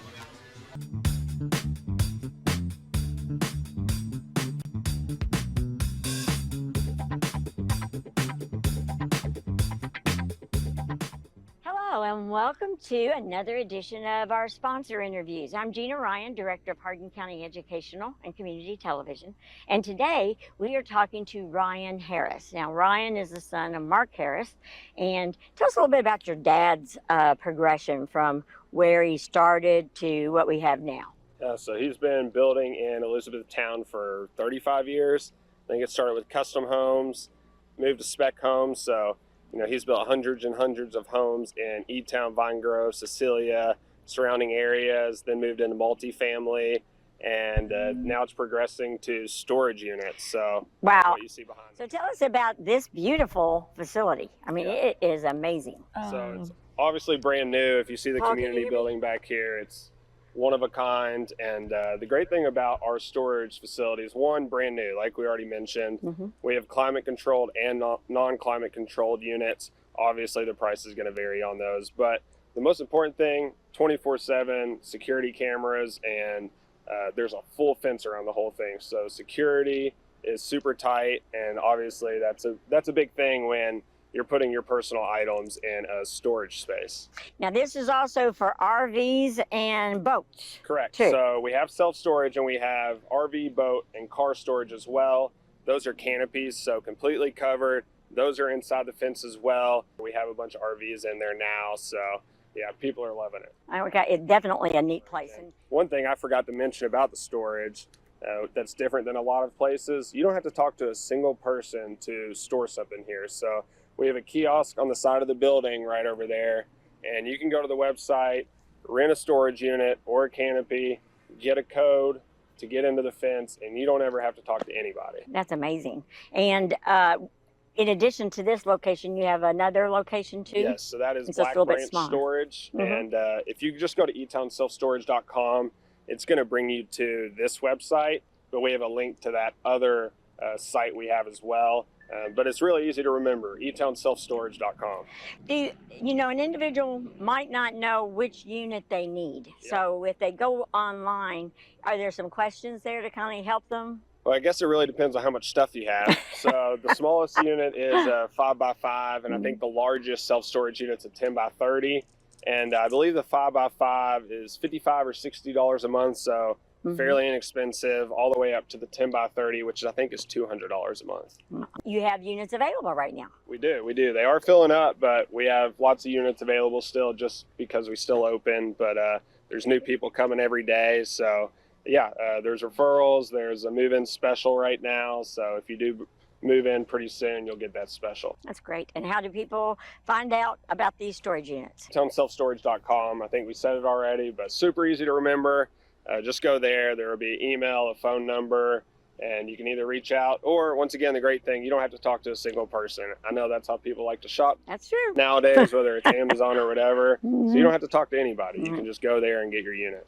Well, I'm excited for this for you. This is really amazing. It's another way of giving back to the community. And Mark, your dad, and you both, your stamp's kind of all over the county. Yeah, E-Town's growing right now, whether people like it or not. The infrastructure has to be met. So, there's a ton of people in this community that are building the necessary things that the city needs, and just thankful to be part of that. I was going to say, we got to move with the growth. That's the way we do. Yes, ma'am. All right. Thank you for being a sponsor also of HCEC-TV. And without your sponsorship, we couldn't do live sports. So appreciate it. Absolutely. Thank you bunch.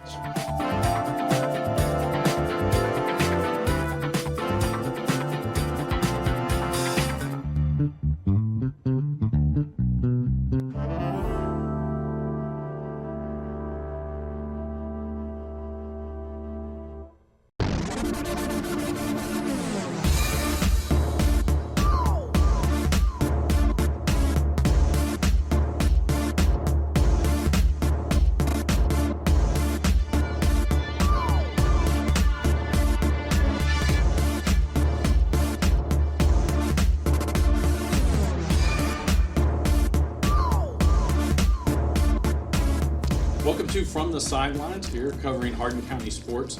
Today we're very lucky to have with us two seniors from Central Hardin High School on the volleyball team. We have Miss Sadie Atcher, Miss Katie Vest. And Sadie, I'll ask you first, you come off of a region championship last year. What have you guys been doing since the dead period this summer? We lost two of our key players last year, two hitters, so we knew that this year we needed to put in, extra work, and the little ones need to step up. So we've been doing lots of workouts throughout the summer, and I think that's helped us a lot with getting stronger and all that stuff. And then also bluegrass games, we played some really, really tough teams, which helped push us and get us ready for our tough schedule this season. Katie, I'll ask you, obviously there's a core 4 seniors on the team. I'm asking you to talk about Larkin and Sam a little bit, but who are some of the other key contributors this year for the Bruins? So like you said, Larkin and Sam are also the other 2 seniors who are very big contributors. Claire Worrell, she's our 6th rotation outside, along with Sadie, who's also a very big impact on the team. We have Kate, our right side, who's a upcoming sophomore. She's really stepped up. Although she's a young player, she's been a really good leader on the team, helping bring people up, and just really stepped up in the games, even though she's young. Sam, like I said, she's a libero. She's the leader of the back row. She's always talking, always being a leader. And Larkin, she's really improved over the offseason, our big middle hitter. She's just always an option, always can get a kill if we need her to, and just a very good leader. Now I'm going to have you both respond to this question. Your kind of legacies at Central Hardin, both of you having older sisters that played, that were very successful. What does it mean to be a Central Hardin Bruin in that, knowing how long you've been in the volleyball program? So both of my sisters played. So I had been in the program for a very long time. Just seeing them, and as such a young player, and seeing them being such leaders and roles on the team, just really showed me what it is to be a leader and how I should interact with my teammates and how I should act on the court. My sister Lindsay was a setter, so she kind of taught me everything I knew, and my sister Lauren was a passer, and I actually was a passer as well, and I have to pass with setting. So they both have showed me like how to play, how to be a leader on the team, and just like how to interact with my teammates and just be a leader. My sister Addie also played, and she was a really big leader. She not only taught me how to be a leader, but she also showed me I think she pushed me to get better, because she was a very good hitter. So I think she pushed me to want to get better and that kind of thing. You are the defending region champs. You guys have had a lot of success. What is it going to take to be the region champs again this year?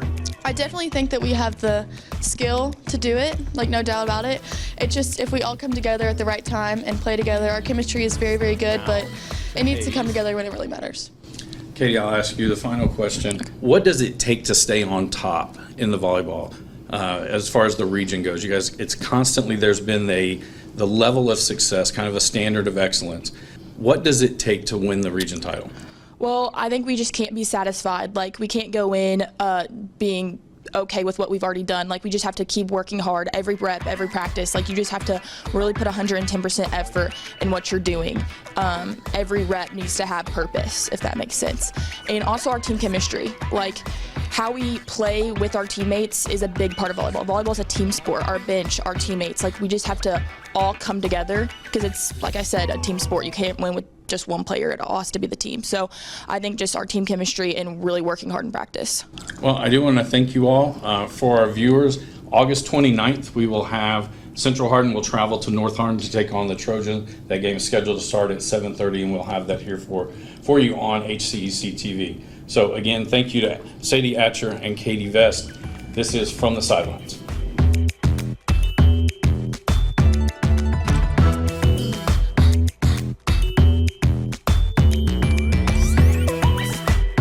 Welcome back to From the Sidelines. Now I'm going to be joined by Coach Pon Putharanti from North Hardin High School Girls Soccer. And Coach, tell me kind of how the offseason went for your girls coming into this year.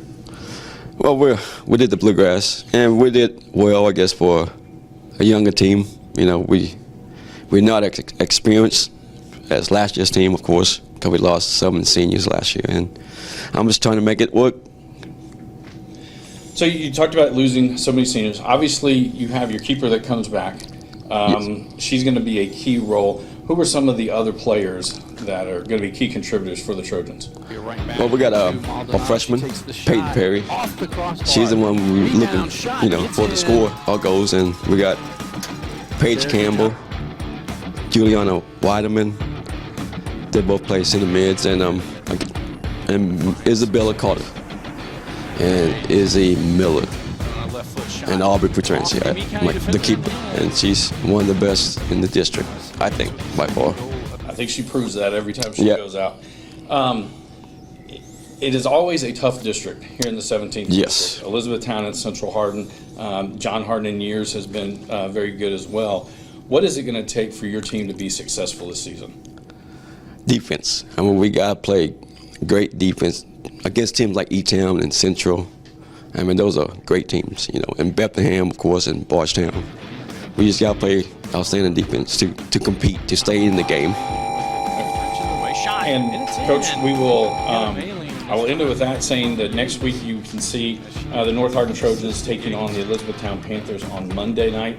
We will have that for you here on HCEC-TV. And again, I want to thank Coach Butharancy from the sidelines.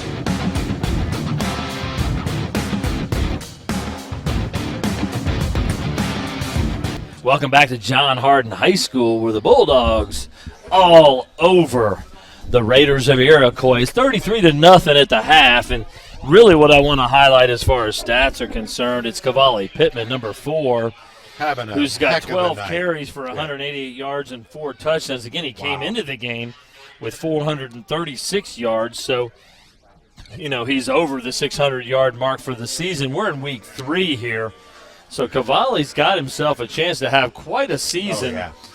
That's exciting. Austin Richardson, who I believe has a chance to be a good quarterback, isn't going to get a lot of opportunities with Cavalli Pittman, you know, kind of dominating the way he has. And is that 4 touchdowns for Pittman tonight or 4 4 touchdowns? Or? Yeah, because M.J. Hayes scored the last on the punt return. Yeah. So, again, great finish to the half. It started super rocky, as we pointed out. Again, you know, a couple of mistakes in the special teams, a fumble on a kickoff return. They just didn't even field the ball. Just kind of poor communication, some poor coverage on kickoff. So it's been, you know, there have been some rocky spots. A fumble early. You know, T.J. Williams had that fumble, but Williams has 4 carries for 46 yards. He's looked really good as well. He has. So, again, hopefully this team, by the time you get, you know, week 7, 8, 9, they're going to start is really tough out in their district. Again, they'll have some opportunities in district to be successful, but they'll have obviously tougher competition than this. On the other side with Iroquois, you know, Coach May is doing what he can. They're coming off of a win last week against Wagner, which is a big deal for this team at Iroquois. But they have not looked like a team that could win a ball game tonight. You know, the only thing I would put a little bit of a spotlight on and say, you know, they've nailed it whenever they've had a chance to do it, is their kickoff return. And each time it's been Collian Williams. And, I mean, he's put that ball, and he has come around the edge, and he's returned it for like 40, 45 yards. And obviously it's made such an impact that John Hardin pretty much – and I don't know, you and I have laughed about this. They're not kicking it to him. I think they're kicking it out of bounds on purpose. I think they are. But if they are, then the ball comes out to what, the 30? 35. 35, that's better than the 49. Yeah. Williams took it to the 50, almost the 50. Absolutely. Twice in a row. And now, they weren't able to do anything on that. Right. But still, the fact is, so, you know, you got to give it to him for that. I like to see a couple of things. You know, they've had some nice defensive plays here and there where they, I mean, Dorian Mosley has 33 yards rushing. Yeah. On about 8 carries. It's been tough sledding for him, but he's carried the ball with a lot of authority and power. I didn't love his lack of effort on a pass protection situation. Yeah. That's probably the thing that bothers me the most is when you see the offensive line not blocking. Yeah, when you see kids who are not really athletic, taking care of the details. To me, that's a coaching issue. It's also maybe an issue with the players themselves. Yeah, whatever it is, it looks really bad when you have all those kinds of issues. Lining up incorrectly, not knowing where to go, you know, effort issues. And if you all, and I'm, you know, if you're watching this game and, you know, football's not something that's second nature to you, one of the things you always look for on an offensive line, and you know immediately whether or not they're coached well or know what they're doing, is what is their first step? Is their first movement to stand up, or is their first movement to stay bent over and push forward? And if they stand up, you got a problem. It's going to be not a lot of getting off the football here and trying to move. We got second half underway here. That one is kicked deep, and Williams will have another chance. He's reversing the field. And made a not cut. this time. Nice tackle. Big Number tackle 12, there. B.J. B.J. Stewart. Stewart was right there to meet him in the middle. He was not able to get out to the outside like he had on those previous returns. If he beats Stewart there, he's going to score He did. because Yeah, there was he nobody saw a lane and Stewart was able to close He it. did. It was a good cut by Williams, but the 22 is where they'll start with the football. Absolutely. So Stewart took out Williams, and here we go. I did want to point some of that out, though, Jeff, with the effort thing, because last week we watched some of the best effort football we've seen with Meade County and E-Town. What a game that was. And that was those just boys, and again, the John both Hardin sides. boys here are playing really hard tonight, but sometimes you're seeing a lack of fight. Well, and it's hard when you're blowing out the other team. We got offsides on the offense. But, there's a lot of different things that can get your head out of the ball game. And one of them is you're getting beat badly, and the other thing is you're winning. You're winning so much that you it's just hard get to stay lazy focused. And you realize not only are you winning, but the team has zero potential to come back on you, which is what we're seeing here tonight. And so, a couple of things that you're going to see how sharp John Hardin is here in the second half. Well, let's see that. Offsides on that first down. They're going to give to Mosley straight ahead, and again, the kid runs hard. Ball is on loose. The ground. They got it. They were able to pull it back in, though. So probably what's going to happen here, John Hardin, most likely, if things go the way they should, when John Hardin gets the ball back, they should score. We'll be in a running clock. Yeah. And then at that point, I would imagine you're going to see Coach Preston decide it's time to pull some of the starters and get some of his backup players an opportunity. Yeah, a lot of times you play a third quarter. For one thing. This is true. For one thing, your boys need to play. They need that. They do. For conditioning's sake. They do. They need a full game. On a Friday night, you need to play football. And, a lot of people are like, pull them early and let the other kids play. Well, yes, you want to get your young guys opportunities to play on a Friday night. But you also have to be ready for next Friday night. You can't take the night off. You cannot. And literally that's exactly what, the UK coaches were.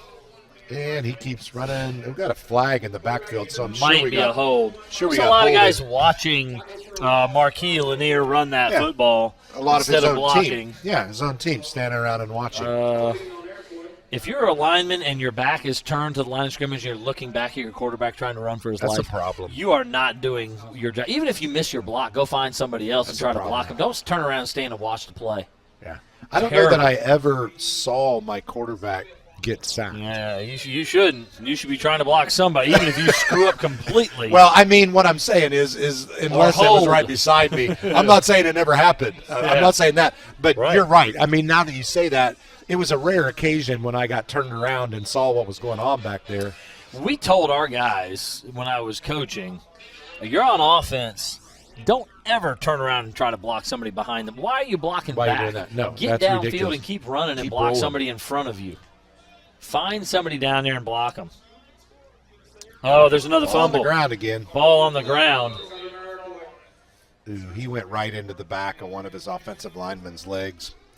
And this is... I don't think it's a problem. He's slow to get up.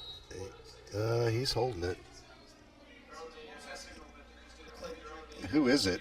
I didn't see which number it is. Might have been 63. I'm not sure. But he went right into the back of his legs. And that's always a just prime opportunity to get your knee rolled up on, your leg, your ankle rolled up on. But hopefully he's okay. This is Hardin County Education and Community Television student production. HCEC-TV is a division of Hardin County Schools. Live streaming Channel 1 programming sponsored in part by Brandenburg Telecom, providing service for all your telecommunications needs, featuring Bark, Protect What Matters Most, BBTEL Stream.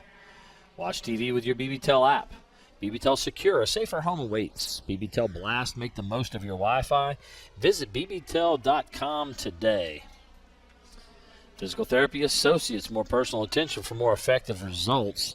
With locations in Elizabethtown, Hodgenville, Radcliffe, Bardstown, Brandenburg, and South Louisville. For more information, go online at physicaltherapyky.com. eTownSelfStorage.com, finally a place conveniently located in Elizabethtown for more than just your self-storage needs, featuring video surveillance, climate-controlled self-storage, but also storage for RVs and boats with electrical outlets in every spot to keep everything charged up and ready to go when you are. Go to eTownSelfStorage.com for more information. This is really interesting, Jeff. They had him turned over on his front now. It's Keontae Kennedy is the name of the player. I'm trying Kennedy. to see. Okay. He's number 65. He's a junior. And 5'7", 219. He's limping off, so he he's is. under his own power here. When you said when they fall on the back, when they fall on your back, It's scary, but it shouldn't hurt you that much. It's the side. It's the side that's and going to blow those things. So when I saw someone go into the back of his legs, I'm thinking, Yeah. you could get rolled up and hurt that way. It could be an ankle as much as anything. The only time is when somebody comes in your back and they're laying literally on top of your calf and your knee, and then somebody comes on you and bends you back over. Right. And it stretches things beyond their limit. Punt formation. Oh, he got a tip. He tipped it.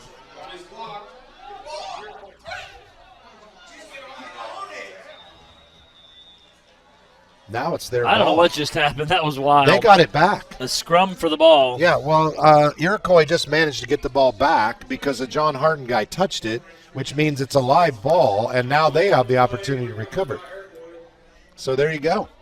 The moment John Hardin touched that, it became a live ball. And even after the block, Jeff? Yes, even after the block, because it is technically at that point in time, it's a punted ball. It's just been tipped. Okay. So it's like it was punted. It was just a short punt. Yeah. And the moment John Hardin touches it, it's their ball, but then it went back on the ground, so that's a fumble. Wow. And it's Iroquois ball.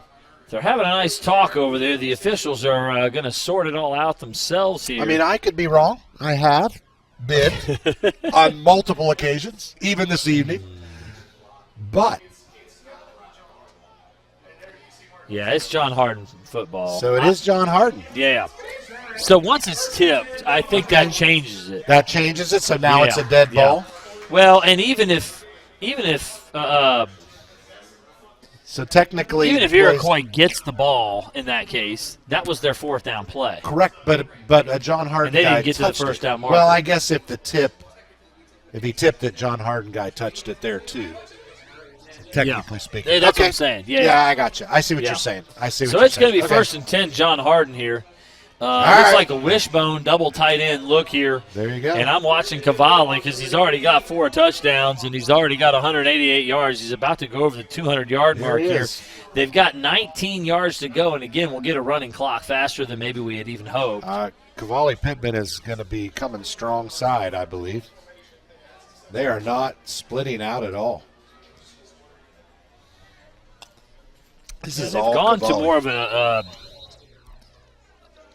again, like a 6'2" goal line look. They're going to go to, is that 16, Trey? No, that's Trey. Trey Martin that time with the football. Martin. He picks up about 7 or 8. They're going to give him 9. Wow. So down to the 10-yard line, maybe the 11.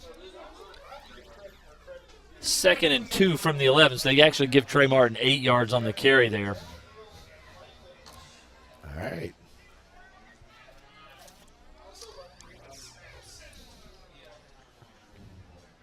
This time it's going to be a pass, play action. Got him wide open. Wheel route.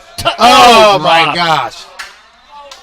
Oh, my gosh. That was Cameron Moore, the senior defensive leader, their leading tackler in the backfield, coming out of the backfield. Couldn't hang on to it. It was right in his hands. Number 11, Cameron Moore. I do not understand. Jeff, that were that wheel route that had been dropped. Yeah, absolutely. Both of them would have been touchdowns. Absolutely. This is a beautiful pass. Yeah, I really think Richardson's a much improved quarterback. He's just not getting a lot of help. He really is. 3rd and 2. They're going to Martin again. Martin running dudes over. He's in. Oh, they're pushing him in. Touchdown! Touchdown, John Hardin. Absolutely. The entire offensive line. Very nice. So Trey Martin, and 11-yard touchdown, and he was stopped at the 1. He was. And his buddies came and helped him. And everybody came. And they literally pushed the entire Iroquois team into the end zone. That was a scrum right there. There was 100%. I am so glad they've changed that rule. Yeah. And let you do that because it's just so much fun to watch that happen. It is, yeah. And there's no reason you shouldn't be able to do that. I mean,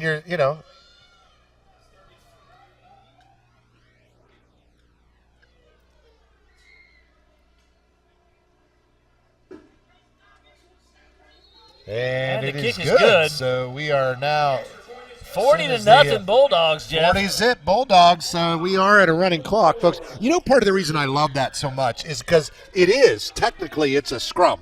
And it just kind of takes it back to the roots of rugby, you know, Yeah. and like that. It's like all these guys are in there, and it's like, okay, we're going to see who's stronger now. And it's just Team against team it's in a that lot of case fun. to some degree. Well, here we go. It's 40 to nothing, and so we are at a running clock, and we're going to see a lot more running tonight, I think. Well, it's the running clock rule at 35 points is a mercy rule, hoping that you 100%. can kind of keep these things Yeah, under control when you get into this sort of situation. Again, in high school games like this, you're going to get these kinds of mismatches. You would hope. You obviously get them in college, too. There is a disparity there as well. Yeah, there is. What, But you mean like certainly- the U of L game I was at last week, 62 to zip? I know, a little bit of disparity Yeah, they there. beat up on poor Austin P. Yeah. The Governors. The Governors got manhandled. I do they not got know how handled. much they made that day, but it wasn't enough. They lost their starting quarterback and a couple of other of their starters, and I hate seeing that happen. Yeah. But anyway, yeah, it's the mercy rule is a great thing to have in high school sports. Yeah, 8:13 to go, but this ought to move pretty quickly. Again, both teams are run-oriented teams. The clock ought to move. I always get confused on the running clock rule when they can actually stop it. I think they will definitely stop it between possessions I think when that- there's a change of possession. Yes. Oh, he is down. So, yeah, it will stop here, obviously. Now, that was not Colin Williams. Was not. That was Brandon Garner with the football. So Okay. we've seen Williams be super effective. They kicked it away from him. Way to go. They did. They Good did. thinking.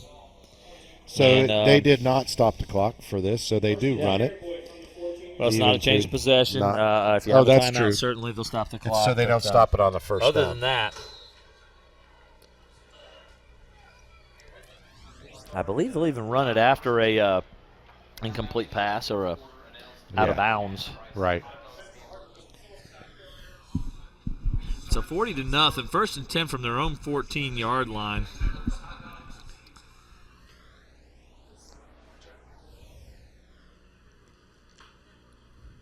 What a beautiful evening for a really football is. game, by the way. Man, Had a little bit of rain earlier.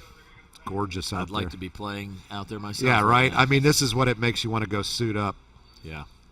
There was a lot of things moving before that ball was snapped. But here we go. Yeah, Iroquois put a new quarterback in the ball game. It's number 9. That's Damon Reed. I believe it's 9. Reed is a freshman. Again, the senior Marquis Lanier has done what he could do out there. And he goes, and you know, we were talking about keeping him in condition, but understand the young man has been playing both ways all night long. Yeah, absolutely. And he is their workhorse. So in that situation, you don't want him to get hurt. I mean, No. You probably, as you look down their schedule, got a couple of games that are winnable ball games, and they'll want that kid ready. Yeah, he's to go their in some of offense. those games. I mean, they do. Again, they've got a couple of nice running backs if they can get some holes. Sheesh. The snaps now high. A couple of those ones that were fumbled before by Lanier were low. Now we're getting 2 in a row, almost over the head of Damon Reed.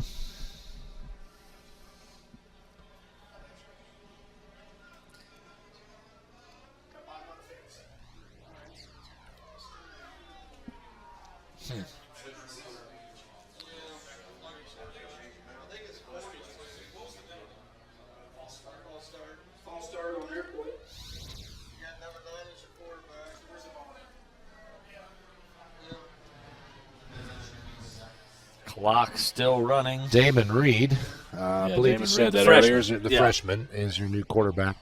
He looked pretty sharp, actually. I was watching him in warm-ups, and he had a lot of athletic movements. So Oh, yeah, he looked good. has a nice arm Got to give motion. him some opportunities. Yeah. Oh, my. Well, Jeff, if you look out on the field for John Hardin, you're starting to see some guys that have been substituted in that have not Already. been on the field as Yeah. well.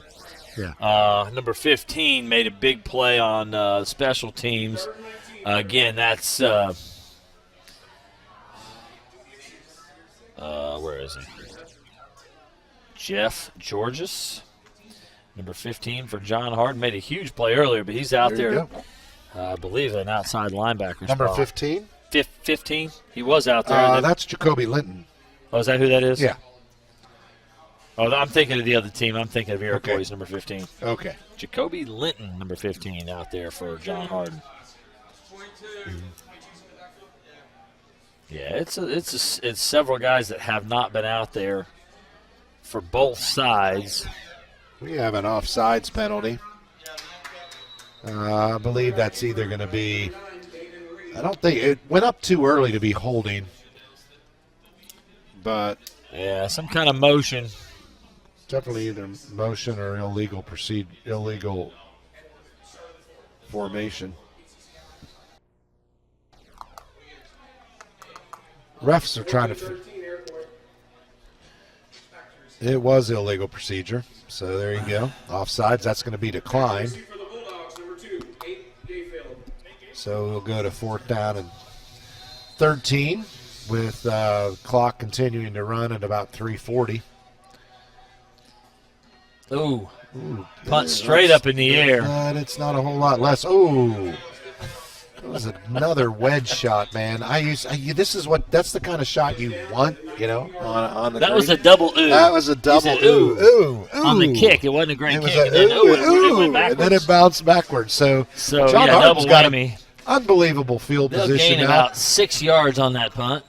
They had one that went for -4 earlier, so the punting game has been rough there as well. We have seen Jenkins kick some good punts, but just not under that pressure. He's struggled a couple times.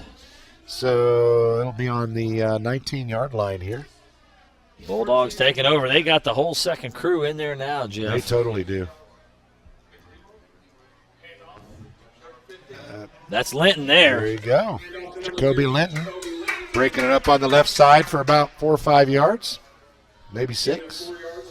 4 yards, yeah. Boy, look how excited those guys are to play, Oh, man. gosh, they're loving it. Number 62 is there firing up. Yeah, baby. When Jacoby you get to run Linton out on Friday night, it's good. Okay. They did call a timeout, so we're going to take just a second to do our reads. We want to thank E-Town Exterminating, a locally owned, family-run pest control company. It's been serving Hardin, Meade, Grayson, and Nelson counties for surrounding areas since 1976. And whatever your pest control issues are, termites, spiders, crickets, general pests, even moles, their team has the knowledge, skill, and training to safely and effectively eliminate the problem. Call 270-737-6900 or go online at mugabug.com. And, of course, West Point Bank, hometown banking made simple. It's 5 offices located in Elizabethtown, Radcliffe, Upton, Glendale, and West Point. Or find us online at westpointbank.com. West Point Bank, working better together.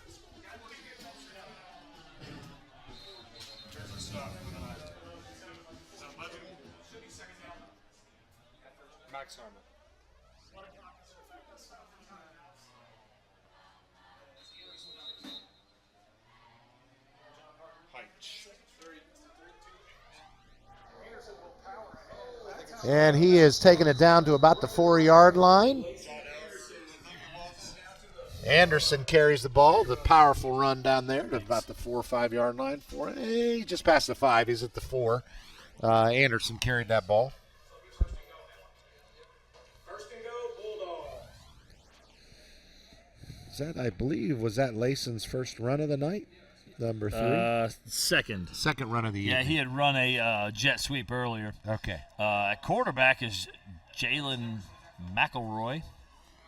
Number 14 is in there. They're going to go to Anderson again. He's got the left side. Keeper. Keeper Wow, coming nice ball around. handling. Oh, my He had gosh. me fooled. He really did. Jalen McElroy fooled everyone on that, and myself included. And both of Bootleg us. action as he really faked did. it to Anderson. He's got some, man, he's an athletic kid. Really nice moves on that. You got to love that. That's, and let's see, what is he this year? What year is he? Yeah, he's a freshman, Jalen McElroy. A freshman. There you go. Okay. So they've got their freshman There on the you go. field there. And That's nice to see. 46-0, and that'll bring out the kicking team. Yeah, it'll be Ashton Russell on to attempt the point after.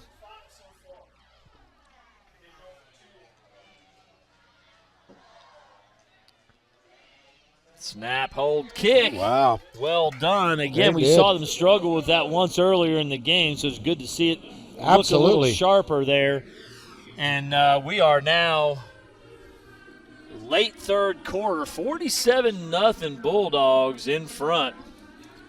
Well, it's rolling fast, and again, it's I'd like to take a moment here to give a special thanks to our HCEC-TV crew, Zoe Clark, Marcus Heiss, Jadell Cruz, Violet Maxheimer, Tayshawn Jackson, Silas Lewis. Definitely big thanks to Jeremy Miller and Gina Ryan for putting together the production tonight.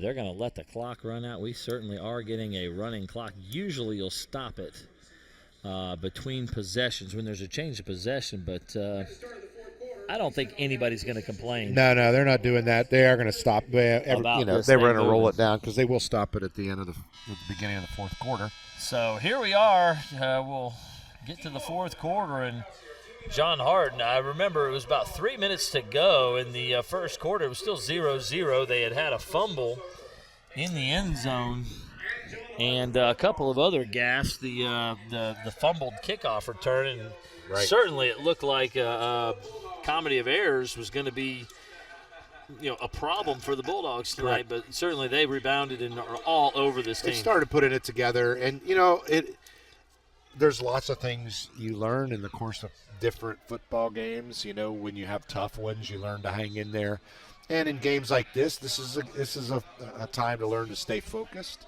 and continue to work the fundamentals and not make dumb mistakes even in the midst of it. You got to win. You got to jump on somebody early when it's someone that you should put away. Correct. Put them away quick. Win the ones you're supposed to. Yeah. And so a little sharper as they've gone along tonight. Garner with the Number return. 88. He's got a lot of room in the tackle. middle. One more, and he might have had something, but good tackle there by number 50. Number 80 was the returner, Garner. I'm not sure what they were tossing up, but down there in the dog pound, they were throwing things up in there for the fans to use. I don't know if it was drinks or if it was T-shirts or pom-poms or what. They got something. 51 for the Bulldogs on that tackle is Marco Hayes. He's going to be on the field right now at left defensive end, so he'll stay on the field. Some of these younger guys out there right now, some good-looking kids out there. Number 50 up front there as well is a good-looking kid. That's Kendrick Doherty at the Okay, they're nose trying to tackle figure spot. out what they're going to do here. You're on the opposite side of the line. Again, it's Reed at the quarterback. Again, another tough one to handle. Makes Oh, that was big face mask. there. Big. I mean, like every ref on the field saw that one. Bunch of laundry on the turf right now, and he got him good. That was number 80, Azarian Cox, the sophomore, reaching out to make a tackle, got a hold of a lot of face masks. Yeah, I don't think it was on purpose. It's No, just no. one of those ones you're just trying to catch the guy, but everybody on the field knew what it was. Again, freshman Damon Reed was the quarterback. He was the one carrying the football right there, and he was yanked down by his head, which is never fun. So that'll be a big personal foul penalty. It'll be an automatic first down, 15 yards, so almost out to midfield here. We're at 9:58 and counting as we have this running clock. There's a few new guys up front out there for Iroquois. A lot smaller, but honestly a little more athletic looking. Yeah, they may very well be. They ran to the line with a little more fervor. You've got an illegal formation here with too many guys on the line of scrimmage covered up. Oh, fumble. And they put the ball down. John Number Hardin's got it. Number 31 with the 31. fumble recovery. Who would that be? That'd be Bobby Stinson. Picked Bobby up the ball. Stinson, yeah, Bobby makes a Stinson. play picking up the fumble. I did not see who made the hit. I but did the not hit, either. Boy, that ball was coughed up in the air. It really was. Big And I hit. don't know how much of that is, John Hardin's hitting. But in the same token, again, one of those fundamental things that I don't care how athletic you are, you can be taught to hold on to the ball. Sure. And it's the little things, Jeff. correct. We've mentioned that several times here. Yeah. That's what really frustrates you as someone who likes football. Yeah. Myself, as a former coach, you just hate to see those details that are being missed. left. Just people aren't taking care of what they're supposed to do. Yeah. Number 19 is in at quarterback for John Hardin, and that would be Adrian Lunsford. I believe that's the first time we've seen him in at QB. And he came in that little first bit. game. The first game we played a when little. Richardson got hurt. Remember, that's Richardson right. had to come out 2 or 3 plays. Correct. That is correct. He was having an ankle issue or something, and Okay. Lunsford had to come out on the field. Adrian is a sophomore. Yeah. Here Is that we go. Anderson? He's got a chance to go. Oh, boy. Oh, man. Good tackle. I know he ran over number 19. He really but did. 19 saved a touchdown. He Good totally play did. by 19 for the Raiders. And I'm looking for his name. I don't see it. That's Jaden Perry, a freshman. Well, he hung in there and He took did. it right in the face. It was a good form tackle. It too. really I mean, was. You sink your hips down and you get your arms Right out there. and wrap a guy up. He did a great job. And sometimes when you do that correctly, you're going to get run over. You 100% are, and but he didn't shy away from it. Yeah, good play. It was good to see one of his teammates giving him a big congratulations for making a big play there. Flag is down. Who's jumped? Someone must have been offsides. Encroachment on the defense. They were lined there up you offsides. go. They were from the very beginning. 7:25 and counting. Again, this is a running clock, and it should be over here very soon. Shortly, folks. in about 7 minutes. 47-0. It'd be good for the Iroquois Raiders. Oh my gosh, here we go. There's Anderson. He's Anderson. not going to be a touchdown, There Layson you go. Anderson. There Wow, we go. a lot of space, and he's got speed, doesn't he? And oh gosh, he does. He's fast. He can He run. is a speedster. I mean, he's running over his own guys. Yeah, he did run over his blocker. He totally did.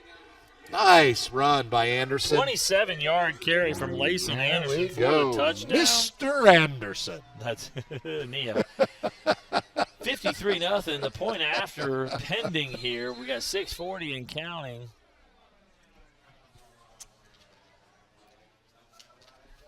Here we go. Now Well, it's you just Mr. kinda Russell for the- going for the point after. For Iroquois, it's just get back to basics and see what they can figure out as far as what they can do moving forward. Again, they will have some winnable games. And I'm sure their Somebody jumped. coaches, Coach May, That was on us.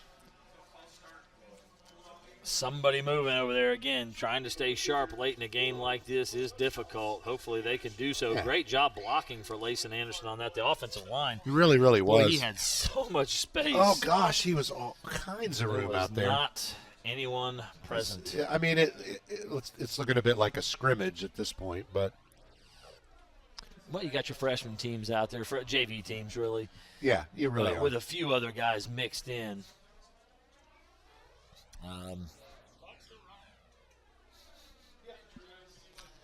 They're figuring something out down there. Yeah, they're going to move the ball back 5 or something. What are they going to do here? I don't know. They didn't actually move the ball. They were discussing it because it was against John Hardin. It was Yep. offsides. So the extra point will be 5 yards further back. Shouldn't It'll be a now problem be the for equivalent Russell. of a 25-yard field goal instead of a 20-yarder. So it shouldn't be much of a problem, I wouldn't think, as long as we can get a good snap and hold. It's down. Russell kicks.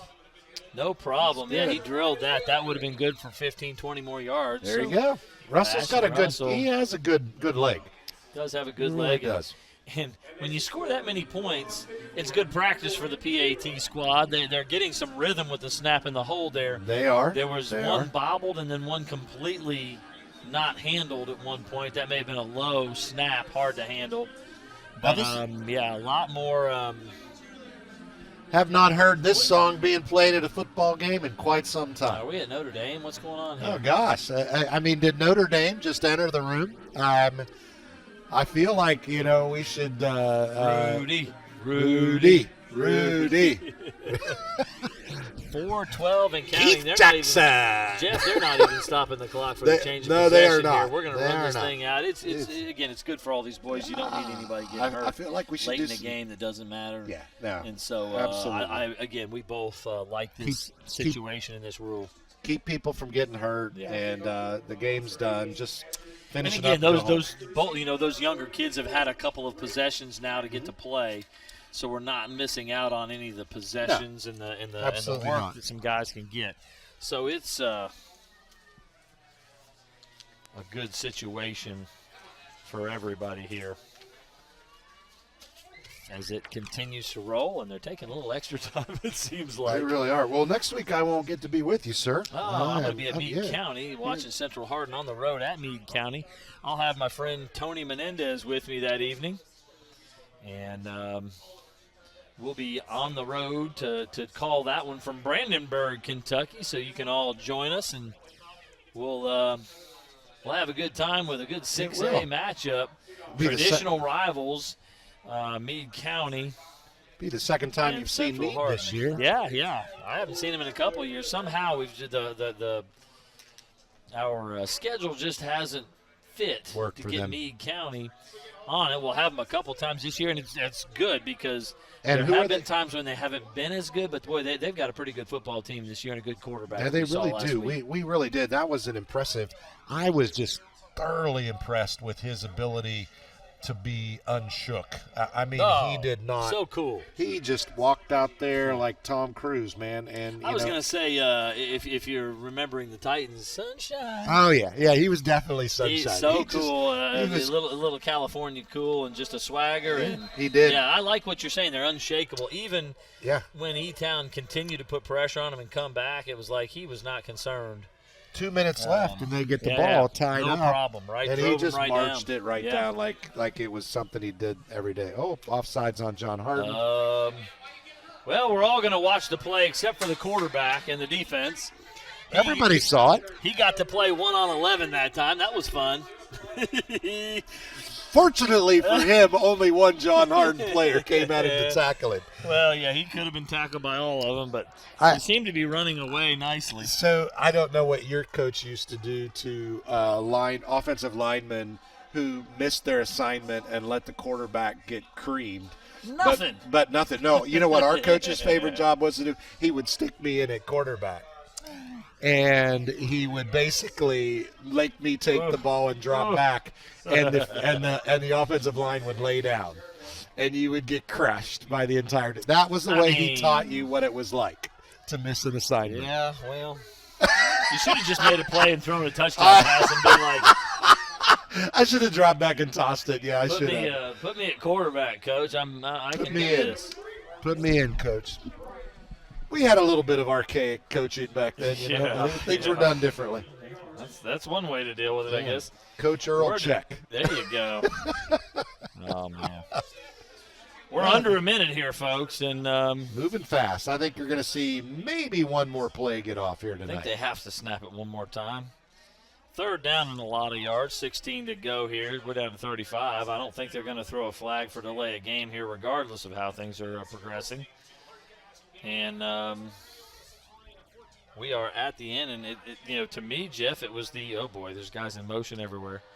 To me, it was the Cavalli Pittman show. Yeah, it really was. That in was the kind first of half. fun to watch. It was good to see Cavalli get his time. Oh my gosh! It may be another touchdown Fall for down. John Hardin. No, fall down on it. And there you go. Well, the last play. Which is why you should just walk up, take the snap, kneel down, and go home. There you go. Well, a good night for the John Hardin Bulldogs. Big night for John Hardin. A few spots where coach is going to want to have some words with his boys about, taking care of their responsibilities. That's what we talked about pregame. Yeah. Wanted to see a cleanly played game. I'd say the first quarter was not. After that, they settled in. And, talking with Coach Preston after that first game against Hancock County, one of the things he said is, listen, these kids have been playing. We had young kids that have now played 3 years. And so he was a little bit surprised at the slow start. So we had a little bit of a slow start again tonight. It was just a little easier. They finally brought it on to get themselves going than it was against Hancock County. So absolutely 2-1 Bulldogs. with a couple of big wins. Maybe a really good season ahead of them. Yeah, it'll be nice. It's nice to see because it's been a few rough ones, and so good to be with you again tonight. And I hope you all have enjoyed the game. Congratulations to the John Hardin Bulldogs, who are winners for 2 weeks in a row now. 2 big wins, 35-7, and then tonight 54-0 over Iroquois, and we'll see how they can keep it going as they get into district play in 2 or 3 weeks from now. It'll get a little tougher, but certainly I think they'll have an opportunity to win a lot of ball games. Yeah, this is I think so a team too. that can compete in their district, can win games, and maybe even give themselves a chance to win a few in the Nice to playoffs see. as well. So Coach Preston and the boys will determine that. How well can they play? And they'll have those opportunities to win. So it's an exciting team to watch, even though now it's been a little sloppy at times. It's exciting because of where they can go. Absolutely. And we'll all hope. And we're going to see them later in the season. We'll see a couple more John Hardin football games and see what kind of progress they can make. 100%, and happy for them. And it is, as we were saying, it's been a long time since we've seen John put some wins together in a series, and it's a great school with a great football tradition, so it's fun to see it. So congratulations to Coach and the team on a good job. And the dog tonight. pound. Absolutely. So 54-0 John Hardin Bulldogs victory tonight. For HCEC-TV and my good friend Jeff Noel, I'm Paul Gray. Good night, everybody.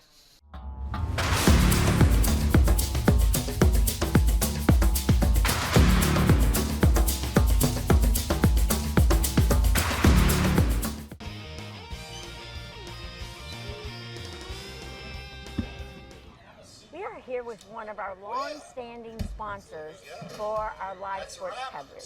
We're at Waddell's Recycling, Salvage. They do a number of different things, so I'm just going to call it Waddell's. And joining me today is Colby Gibson, who, of course, has been working here the majority of your married life. Yes. Okay. Yep. 14 years. 14 years. So that's an easy way to remember your anniversary. Yeah, exactly. Yep. Tell me about the history that you know with Waddell's. So it started with my father-in-law years and years ago. He's done a number of different things, but he's been in the scrap business most of his life. It's something he's always enjoyed. So, and it's just progressed into a bigger and bigger operation over the years. So, and it started out with him, and then his 2 sons, Kalen and Brandon, both helping out at a very, very young age. And then I came on board about 14 years ago. What type of service is your top service? So we do a little bit of everything. We will take anybody from a Kroger bag of cans up to somebody that had a whole semi-trailer full of cans. We try to treat everybody the same. We just try to provide the same good service to everybody we can, whether you're just a little bitty guy scrapping a little bit of metal or you have a large demolition project with tons and tons and tons of steel. So. Awesome. We're going to get a tour and see some of the tools that they use in order to do their job. How large is the layout? So this facility here is 40 acres, and it's laid out. When you pull in the parking lot, you'll come in and the scales are right here. We've got red lights, green lights to tell you when to pull on and off the scales. The girls in the office will weigh you, and then you just go to the back with your steel. All the steel gets unloaded in the back and you weigh back out. And then we have our non-ferrous building, which is to the right when you pull in. All your stuff like your copper, your brass, your aluminum, your Coke cans, all that type of stuff goes in this building and gets segregated separately. And then you recycle that, Yes. Is that it? Yep, so we will take it, we will process it, get it ready for the mill, a shredder, wherever it's going for its final destination to get melted back down and turned back into a new product. Yeah, we're putting that in there. So how much is that? That's 1,120 pounds, And how many cans? around 35,000. 35,000. Because when I Google it, it says it takes 32 cans to make a pound. That'll go to a place, those will probably go to a place, and they will get stuck straight in an injection furnace, and they'll get made back into new cans. So Colby, to me, this looks like it's always busy. Yes. So explain to me, what is this? So that is that's a Genesis stick shear. It's used mainly to downsize large scrap. You can cut up, dozers with it, school buses, just any type of big, heavy iron. We use that to prepare it either down to mill spec, or we've got another shear on the pad back here that will prepare it small enough to go into it. And then the claw. There's several of the claws, as everybody likes the claws, watching them work, and the magnets as well. They're just used to unload people's scrap, load trucks out, process scrap. It makes life easy for us. So we have a lot of those machines around here. It just makes it easier for us and makes it easier to unload customers, because that's kind of what it's about too. You know, the easier people get in and out, the better off they are and the more they like it. So. Now the magnet, does it only pick up metal, or does it pick up other types of? It will only pick up magnetic steel. Okay. So any type of brass, copper, aluminum, it will not pick up. But it makes it super nice for small pieces of steel that you would have to pick up piece by piece with your hand. It'll pick up several thousand pounds at one time and just make, you know, hours of work in a minute. So here we've got 3 magnets, and we've got 4 machines with grapples, and then we've also got 4 wheel loaders. Those are used a lot to unload cars off customers, junk cars, and then crush them in the car crusher, stuff like that. So there's a lot of moving pieces going around here all day long.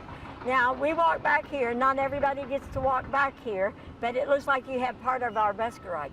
Yeah, so we buy a little bit of everything. We buy semi-trucks and cut them up. We buy school buses and cut them up. Just anything that's at the end of the life span for it, you know, it comes here to get recycled and then turned back into new steel. How many days a week are you open? We're open Monday through Friday, 7 to 4, and then Saturday from 7 to 1.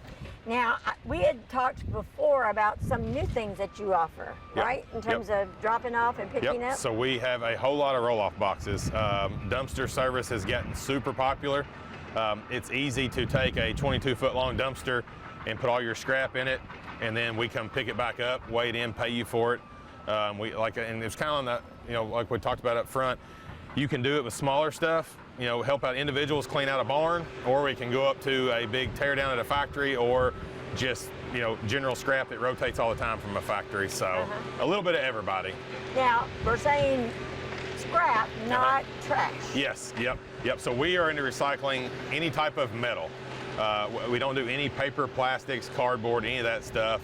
That would be a whole nother realm of things to get into, and it would take a whole lot more people. Now, another thing is you do pick apart.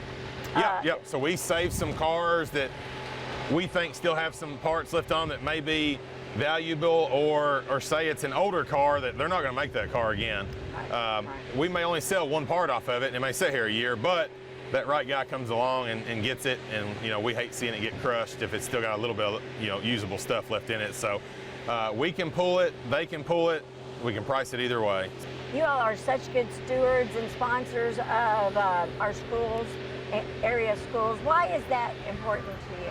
Well, I mean, we're rooted in this community. This is where we're from. We live here. Our kids go here. You know, we've got family that works there and stuff, so it's just a big part to us. You know, we like to give to people whenever we can, and then the schools is just a really helpful place to do that in.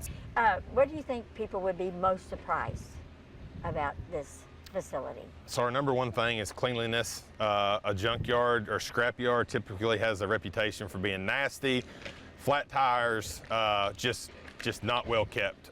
We try everything we can to keep this place really clean, keep everything picked up, and that's the number one thing a lot of people say have never been here is, wow, it's clean. You know, I wasn't surprised, you know, I wasn't expecting to see this, so. Yeah, and it's not the landfill. No, Okay. No, it's all scrap.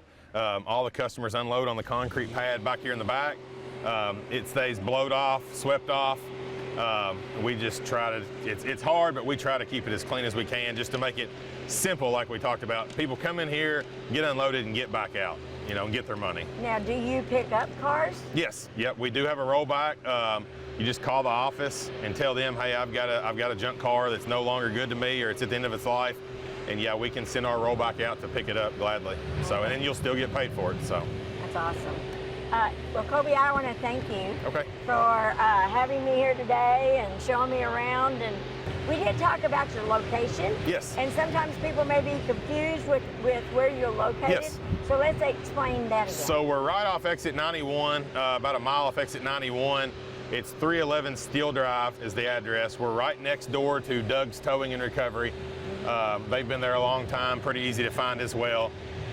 If they ever have any questions, they can call us at 270-982-7206, and we'll be glad to give them directions how to get here. We're kind of at the dead end of this street almost, so it's kind of, you know, we're not out on the main road, but we should be pretty easy to find for everyone. Okay, well, thank you again, Kobe. All right, no problem. Thank you all. Thanks for the sponsorship, Yep. and we're going to get back to some of those exciting games.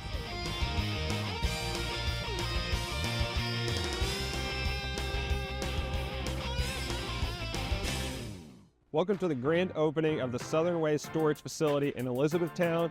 To celebrate our grand opening, you get your first month of storage free. Now let's go check out this brand new facility.